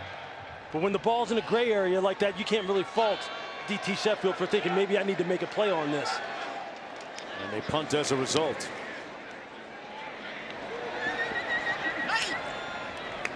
Haber punts it to DK with the fair catch. Let's take a look at tonight's Mark of a Fighter moment brought to you by Modelo. And the Badgers clawing back. Yeah, I mean, you just see it here. Chez Mellusi starting to get going, but Tanner Mordecai in this wide receiver core there, it's Bryson Green, have really kicked into gear. And this throw right here, I'm telling you, that's about as good as it gets from Mordecai. What a nice job by Skylar Bell working across the field, trying to uncover. Mordecai staying alive behind the line of scrimmage. And you just see it. He has just caught fire right now. And I'm telling you, this defensive line for Washington State has to pick it up. They have to start taking over this game again if they want to go ahead and finish it out. Mordecai hands it off to Braylon Allen. And for one of the few times tonight, he got rolling a little bit. Nice gain by Allen. Had a couple of rushing touchdowns last week. Picked up 6 there. You see big boy here in the 4th quarter at 245 pounds, that being Braylon Allen. Now's the time for him to put his mark on this game. As a former defender, you don't want to be hitting a 245-pound back in the 4th quarter. He needs to take advantage of it. They're giving them their opportunity, and he picks up the 1st down. Got a little over 4 yards. 6'2", 245 pounds. Just a nice job there of the offensive line, getting the hat on the hat, as they call it, meaning just getting your guy blocked, getting in the way, and then letting Braylon Allen, with those nice feet that he has for a 245-pounder, pick and slide his way through the line of scrimmage, get positive yardage, pick up the 1st down. Rucci sets.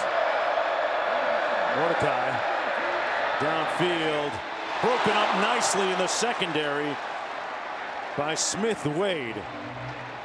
Well, we were told he was their best cover corner. We saw an example there, Lou. They sure did. They got a double move on him, kind of a post go, and he was able to wheel around.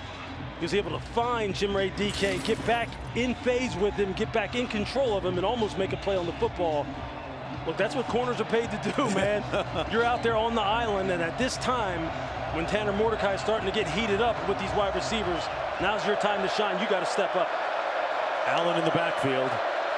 Takes the handoff into the boundary, puts his hat down, but met right there with resistance from Lockett.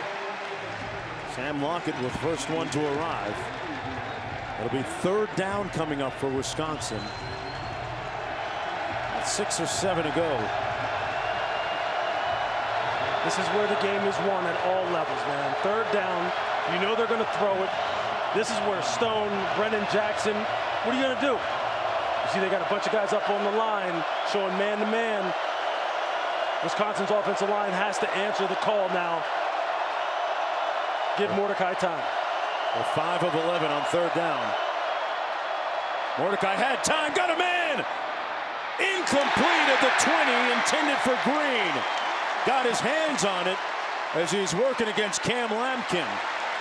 And it's 4th down. Cougars get the stop they needed there. He's going to want this one back. They had 0 blitz on, no safety in the middle of the field. Bryson Green had a great release. He got inside of Cam Lampkin, which is something as a defensive back you can't let him do. He's just got to get that ball down, put it more on a rope, and that may be 6. He's going to be kicking himself for missing that one. That should have been 6. A little bit high. DT Sheffield back for the punt. Perched at his own 8-yard line.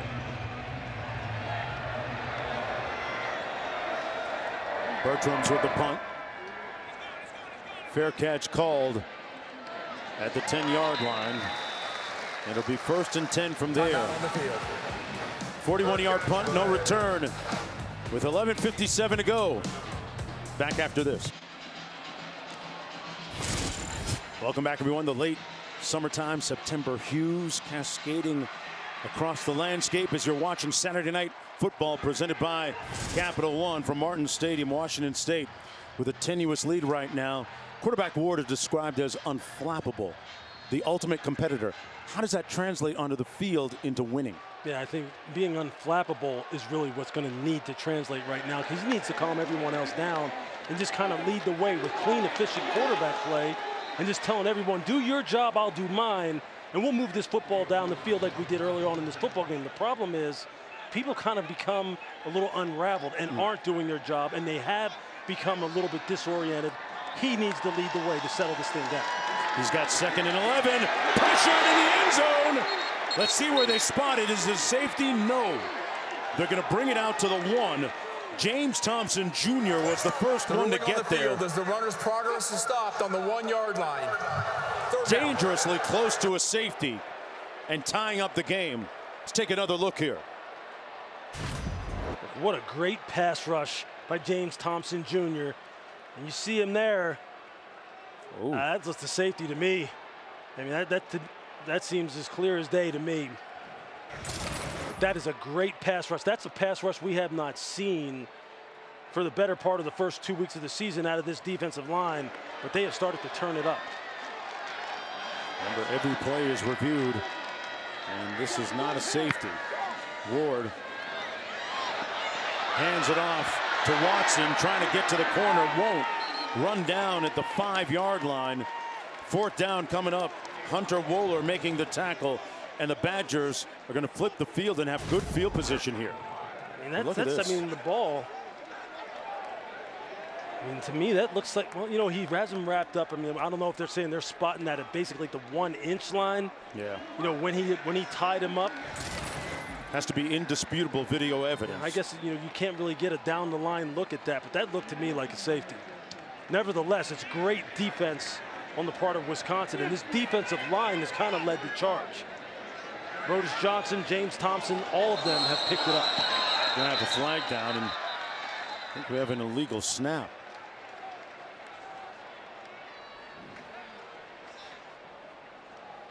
This Cougar team got real sideways here in the second half. Illegal snap. Offense number 34. The penalty is enforced half the distance to the goal. Still 4th down. You know, when people see punters in the end zone tiptoe on that end line, they worry about the punter psyche on these type of kicks. Really, the pressure, it's on the long snapper right here. Great point, Q. Needs to deliver a strike to the punter. Again, clean operations have been a little bit of an issue when it comes to the people snapping the ball so far in this game. And the punt comes down to the 45. DK gets to the edge and run out of bounds at about the 35-yard line. 1st and 10 from there for Wisconsin with 9:45 to go. Those smiles have turned upside down. And we have a flag on the field as well after the play.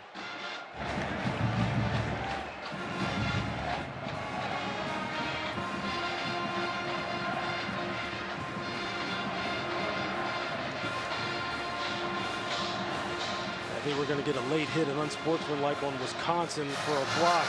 During the return, personal foul. Unnecessary roughness, late hit, receiving team number 52. 15-yard penalty, 1st down, Wisconsin. Timeout on the play.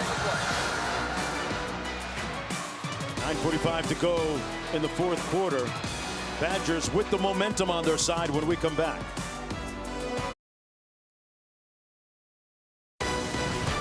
ABC Saturday Night Football is presented by Capital One. What's in your wallet? Lewis, tell us what happened here on that last play. You're just going to see Caden Johnson, I believe he is right here. You're just going to see him, after the runner's out of bounds, just take a shot at one of the coverage players for Washington State, and that's just the kind of thing you just can't do. Not in a game like this where you're only down 2 scores. You're going to have the ball in great field position. Just don't be dumb. Just don't hurt your football team, because your football team right now has flipped the momentum of this entire game. And now here they do. They have the ball in plus territory. Let's see what they do with it. On 1st and 10 from midfield. Mordecai pulls it out, taking a shot downfield. Incomplete, intended for DK. No flags on the play. Good coverage by Shaw Smith-Wade. Hey, kick off your Week 1 NFL Sunday with 10 a.m. Eastern, 7 a.m. Pacific Time countdown crew on ESPN and the app. John McEnroe sits down with Aaron Rodgers to talk about playing on the big stage in New York, plus a revealing all-access look at Dolphins head coach Mike McDaniel, who opens up for the first time about his alcohol problem that almost cost him his NFL dreams. Up the middle on the carry, it's Mellusi down to the 43. And the ball came loose. Or not. Seems to be some debate. Cougars say it's theirs, and it is. The ruling on the field. It's first down, Washington State.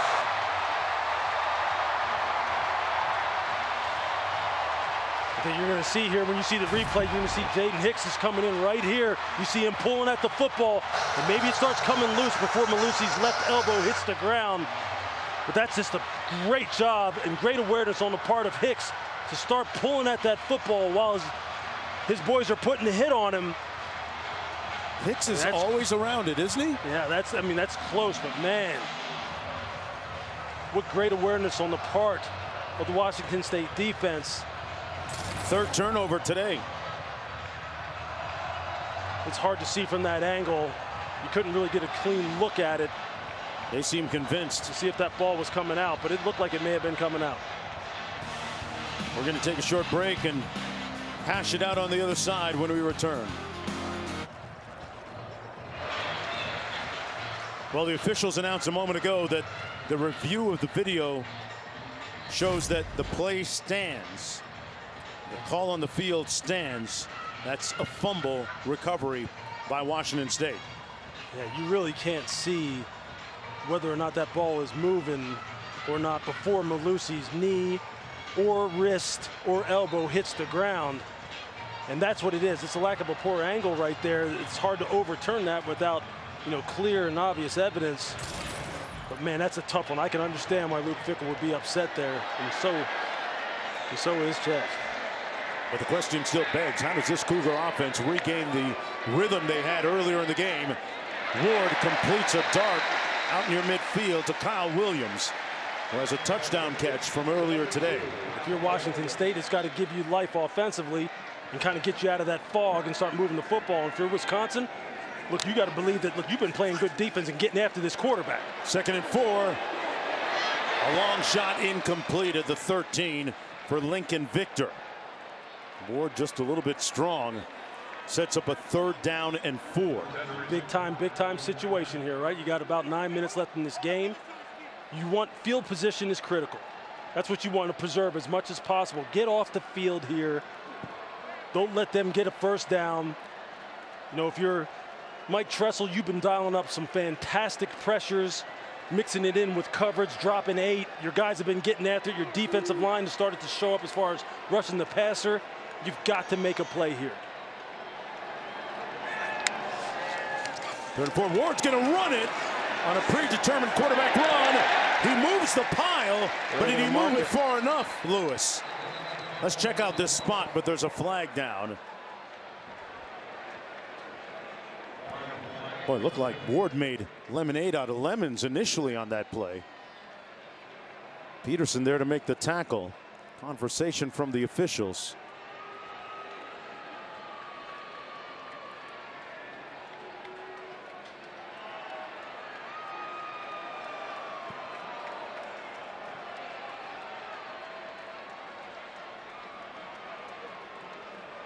Wow, still waiting to adjudicate this call and the flag on the field. It looks to me he was going to be short of the first down based upon where he went down. During the play, aiding the runner, offense number 79, 5-yard penalty, repeat third down. Well, they call it HBO, help a brother out. Yeah, you see Ward here, he's trying to spin. You're not allowed to do that, huh? Yeah. You can't no free grab your guy rides? and drag him in. Even with that, he would have been short of the first down anyway. Again, another big third down for Wisconsin here. And I can't state this enough. Their pass rush has started to make the difference here in the second half. Whether it be the pressure, simulated pressures, or the defensive line just getting after it, they got to rise up again. Keep an eye on Lincoln Victor. He's the go-to receiver. 3-receiver formation. There's the catch. And a first down grab. Lincoln Victor.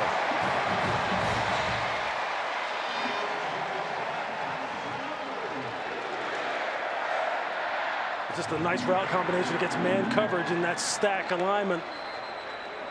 Oh, there was a little motion there by Josh Kelly. False start.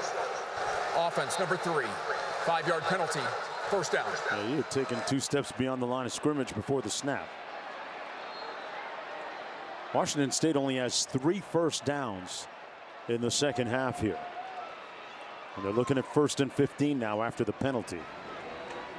You see offensive coordinator Ben Arbuckle there. You can see the concern on his face as far as just the lack of efficiency this offense has had here in the second half in terms of its execution. And hand it off. This is Jenkins. And good contain that time by the Badgers to limit the gain to about 3 yards. It'll be 2nd down and 12. John Mehta, first tackler there. It's a nice job by Jason Maitre, the nickelback out on the corner, turning that ball in. A little motion up front by that Wisconsin defense. Ward on the scramble. Little wizardry in the open field. Got a block and run out of bounds at the 24-yard line. That flag is going to go against Wisconsin. So they'll take the first down, no doubt.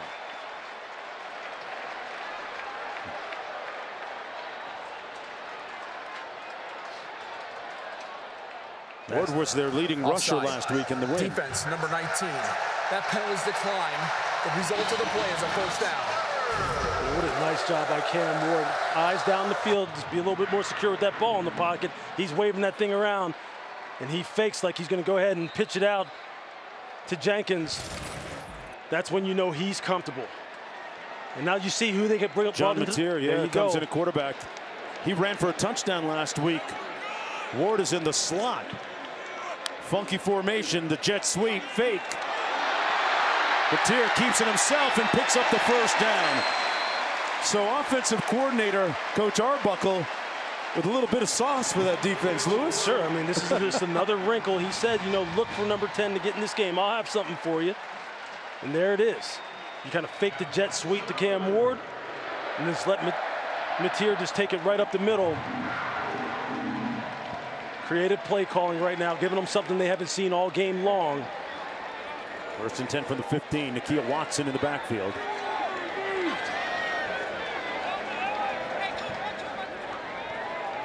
Victor motions to the bottom of your screen. Play clock at 7.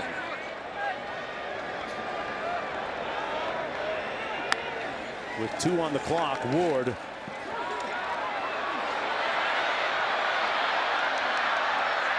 and throws it out of bounds.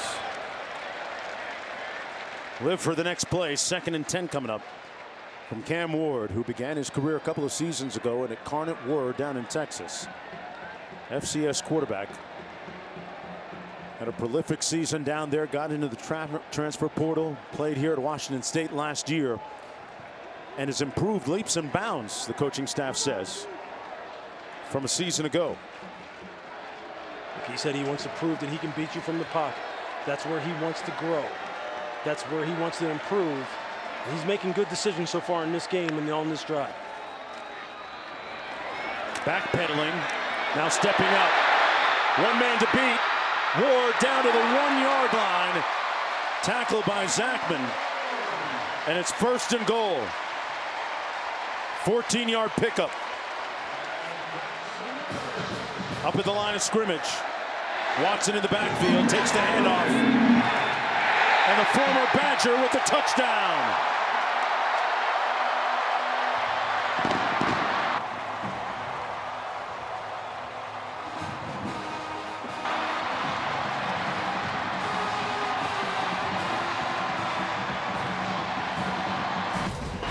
Just watching what left side of the offensive line here for Washington State. Just block down and just create a nice running lane for Nakia Watson to go ahead and punch it in.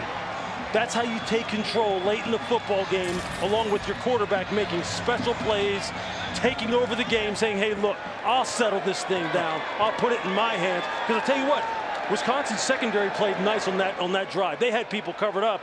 You just can't account for Cam Ward's ability to improvise, and that's exactly what he did on that drive. Several times, key plays, pivotal plays. And in the end, even though, as you pointed out earlier, in an air raid style offense, you still maintain the ability to roll up your sleeves and muscle it into the end zone like the Cougars just did. The lead is up to 9. Timeout on the field. It's a 2-score game. And Coach Dickert loving every minute of it. Looking to make it 2 in a row over his home state team. Kevin Negandhi in studio checking in on the ESPN family of networks. Cal up 3-0 against Auburn over on ESPN in the first. And you got Florida State dominating on the ACC network. LSU on their way to their first win of the season on ESPN+. Arizona and Mississippi State just going into overtime on the SEC network. And Texas hands Nick Saban his first double-digit home loss since 2003 when he was at LSU. 34-24 the final in Tuscaloosa. Longhorns get the win, Mark.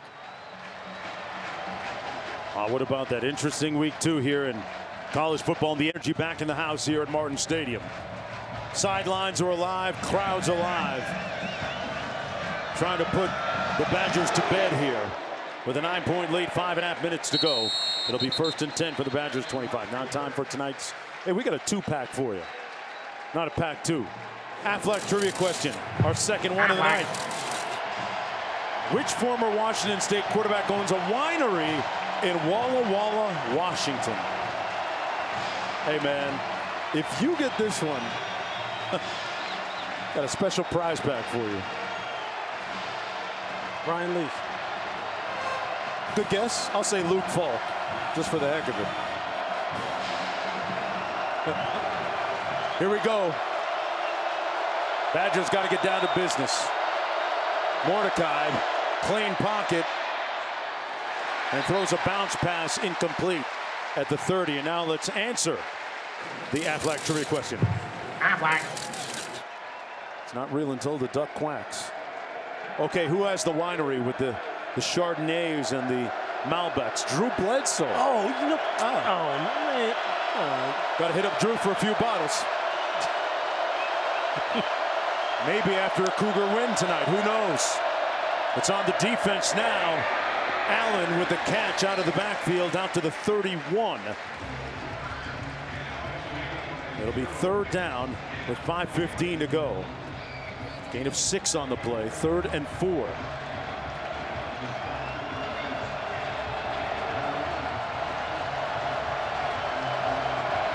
In the second half, man, Skylar Bell's been the guy who's been getting loose. Bryson Green, too. But let's not forget about Will Pauling.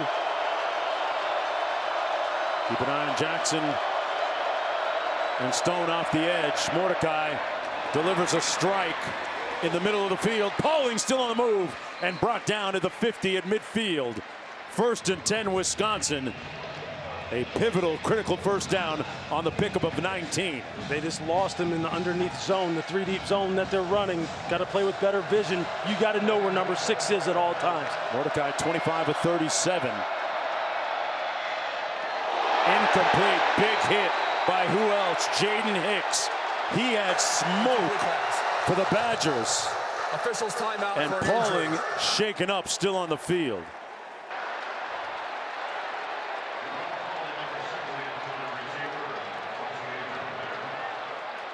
textbook play by Jaden Hicks. This is cover 4, all right? This is what this is. He's going to read from weak side to front side, and that's what you're always taught. No work on your side. You're coming across the formation, and you're looking for number 3 coming across the field. Look at his vision right here. Perfect. And then he makes a beeline, puts a clean hit on it. That is textbook safety play. Textbook. Oh, yeah, he said he put him to sleep. Yeah, well, you know, see, you're the safety and you came out right. You know there. what? I love Hey, it. man, this young man, he was another impressive guy that we talked to. We got a chance to talk to these guys in person. Didn't get a chance to talk to the Wisconsin players in person. But I'll tell you what, Jaden Hicks, good-looking dude, 6'2", 6'3", 215 pounds, has ball skills, can hit, great communicator, just a fun player to watch. Sports broadcasting major. 2nd and 10, Mordecai. Gonna run it. And comes up a little bit short. And he was very insecure with the ball. Andrew Edson tried to reach for it. 3rd down coming up. From the 46, they got to get to the 40 to pick up the 1st down.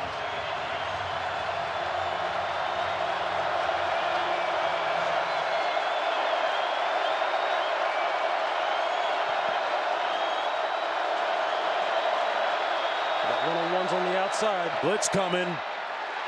Pass is incomplete. Hicks there again. He is all over the field tonight. Vinny Anthony, the intended receiver. 4th and 6 coming up.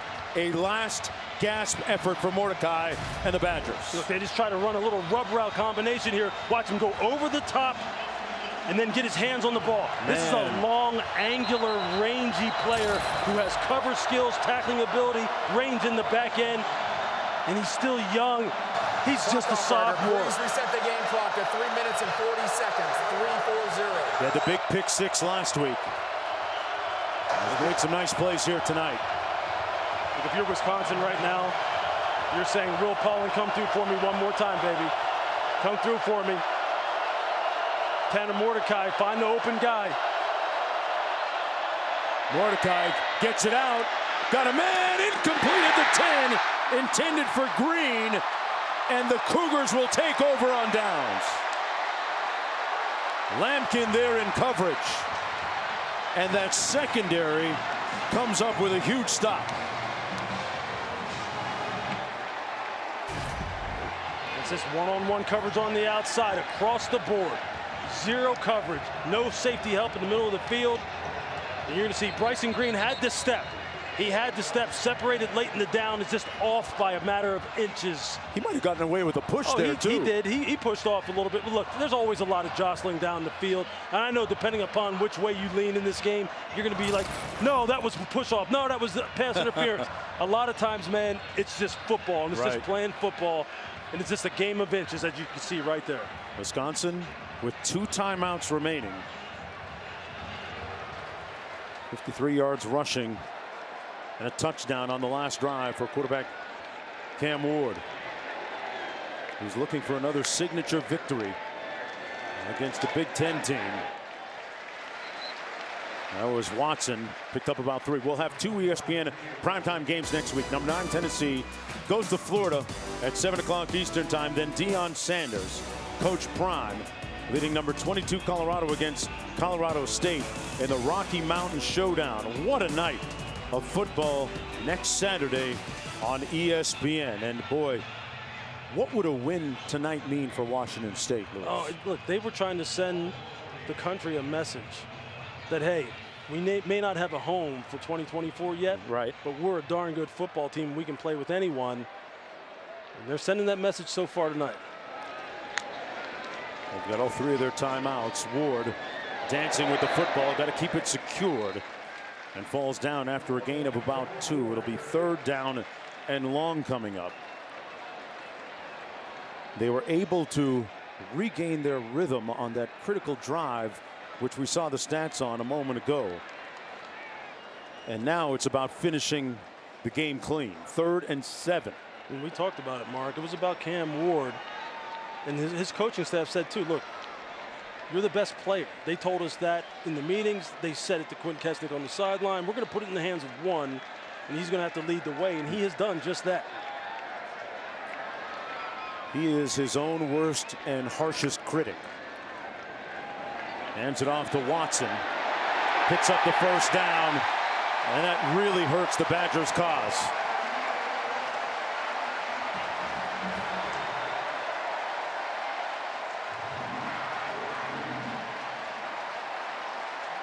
Washington State will earn itself a lot of attention. A lot of eyeballs will look at the score of this and think that maybe there's a conference out there that might think, hey, you know what, maybe let's take a closer look at them. They play good football up here, man. They've got a fast-paced, aggressive offense led by one of the up-and-coming offensive coordinators in all in football, Ben Arbuckle. If you don't know his name, you'll know it after tonight. 90 seconds to play. Hand off to Watson. The Wisconsin Driver brought down by John Meta. And look, you sit down for 5 minutes with head coach Jake Dickert, you will be impressed with his leadership style, his football acumen, the way in which he relates to players, how he's not scared to go outside the box and just bring in good people here, whether or not he has a previous history with them or not. He said, look, I'm just trying to find good people, man. I'm confident enough in myself that I'll be able to formulate a team, both in terms of the coaching staff and on the field. Let's hear what I didn't know very much about him before we got here. And I'll tell you what, I left that meeting the other day thoroughly impressed with his outlook on their situation as a team as far as the conference is concerned and his football acumen. He's connected with the community. Let's hear what the community had to say.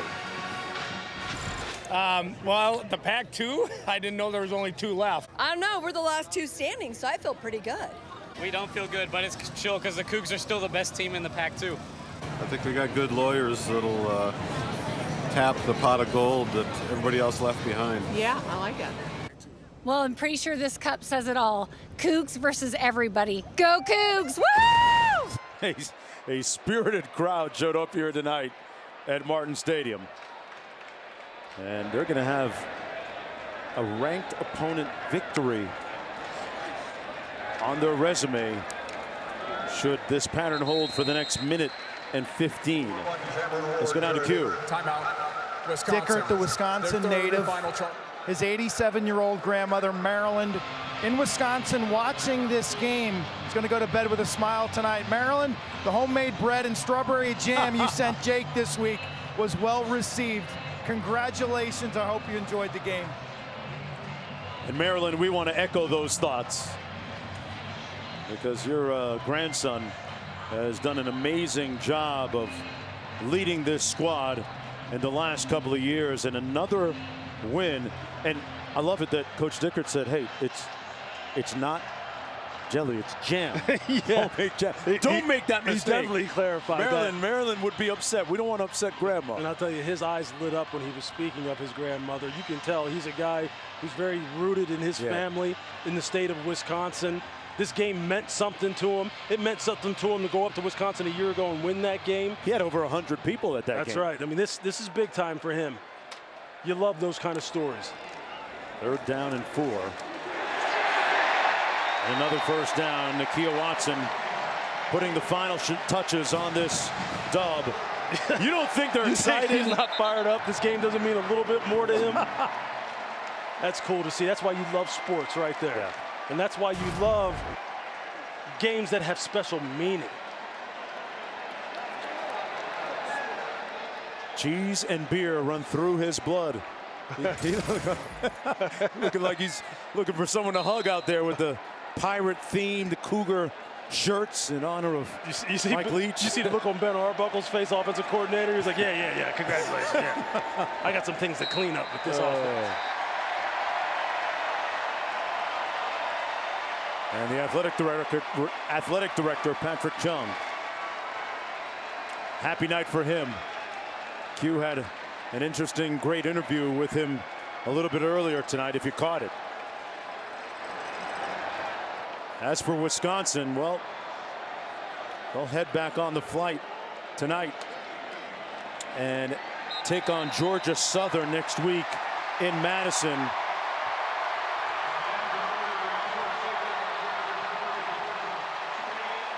All the things that Coach Dickert had to endure in 2020, a shortened season. The head coach let go. The result of that. All the departures. And then others coming on board, and he's downstairs with Quint. Look at that scene. They missed you with the Gatorade. They missed you. What emotions are you dealing with right now? I'm just so proud of our team. They stood in there, and we could have quit, and it wasn't getting easy, and we gutted it out, and we pulled off a big win. What does this mean to Pullman? What does this mean for your team? And then in this moment, it's everything. We belong in the Power 5. These kids have worked their ass off. I'm just so damn proud of them to double down in the moment. And we're all we got, we're all we need. How would you best describe the play of your quarterback, Cam Ward? I told you I was going to put it in his hands, and we did. He gutted it out. He made the plays. It wasn't perfect. I'm so proud of that kid because, man, we've been through it together, and to come out with a big win is huge. Thank you, Coach. Congratulations. Go, Cougs. Go, Cougs. In the words of the coach and the players and the staff, we're all we got. We're all we need. That proved to be true tonight. They make it 2 in a row against the Badgers in the last 2 years, 31-22. That's the final score as they storm the field. For Louis Riddick, Quint Kessenich, and our entire crew, the talented ones behind the camera, you never get a chance to see them too. I'm Mark Jones saying good night from the Palouse.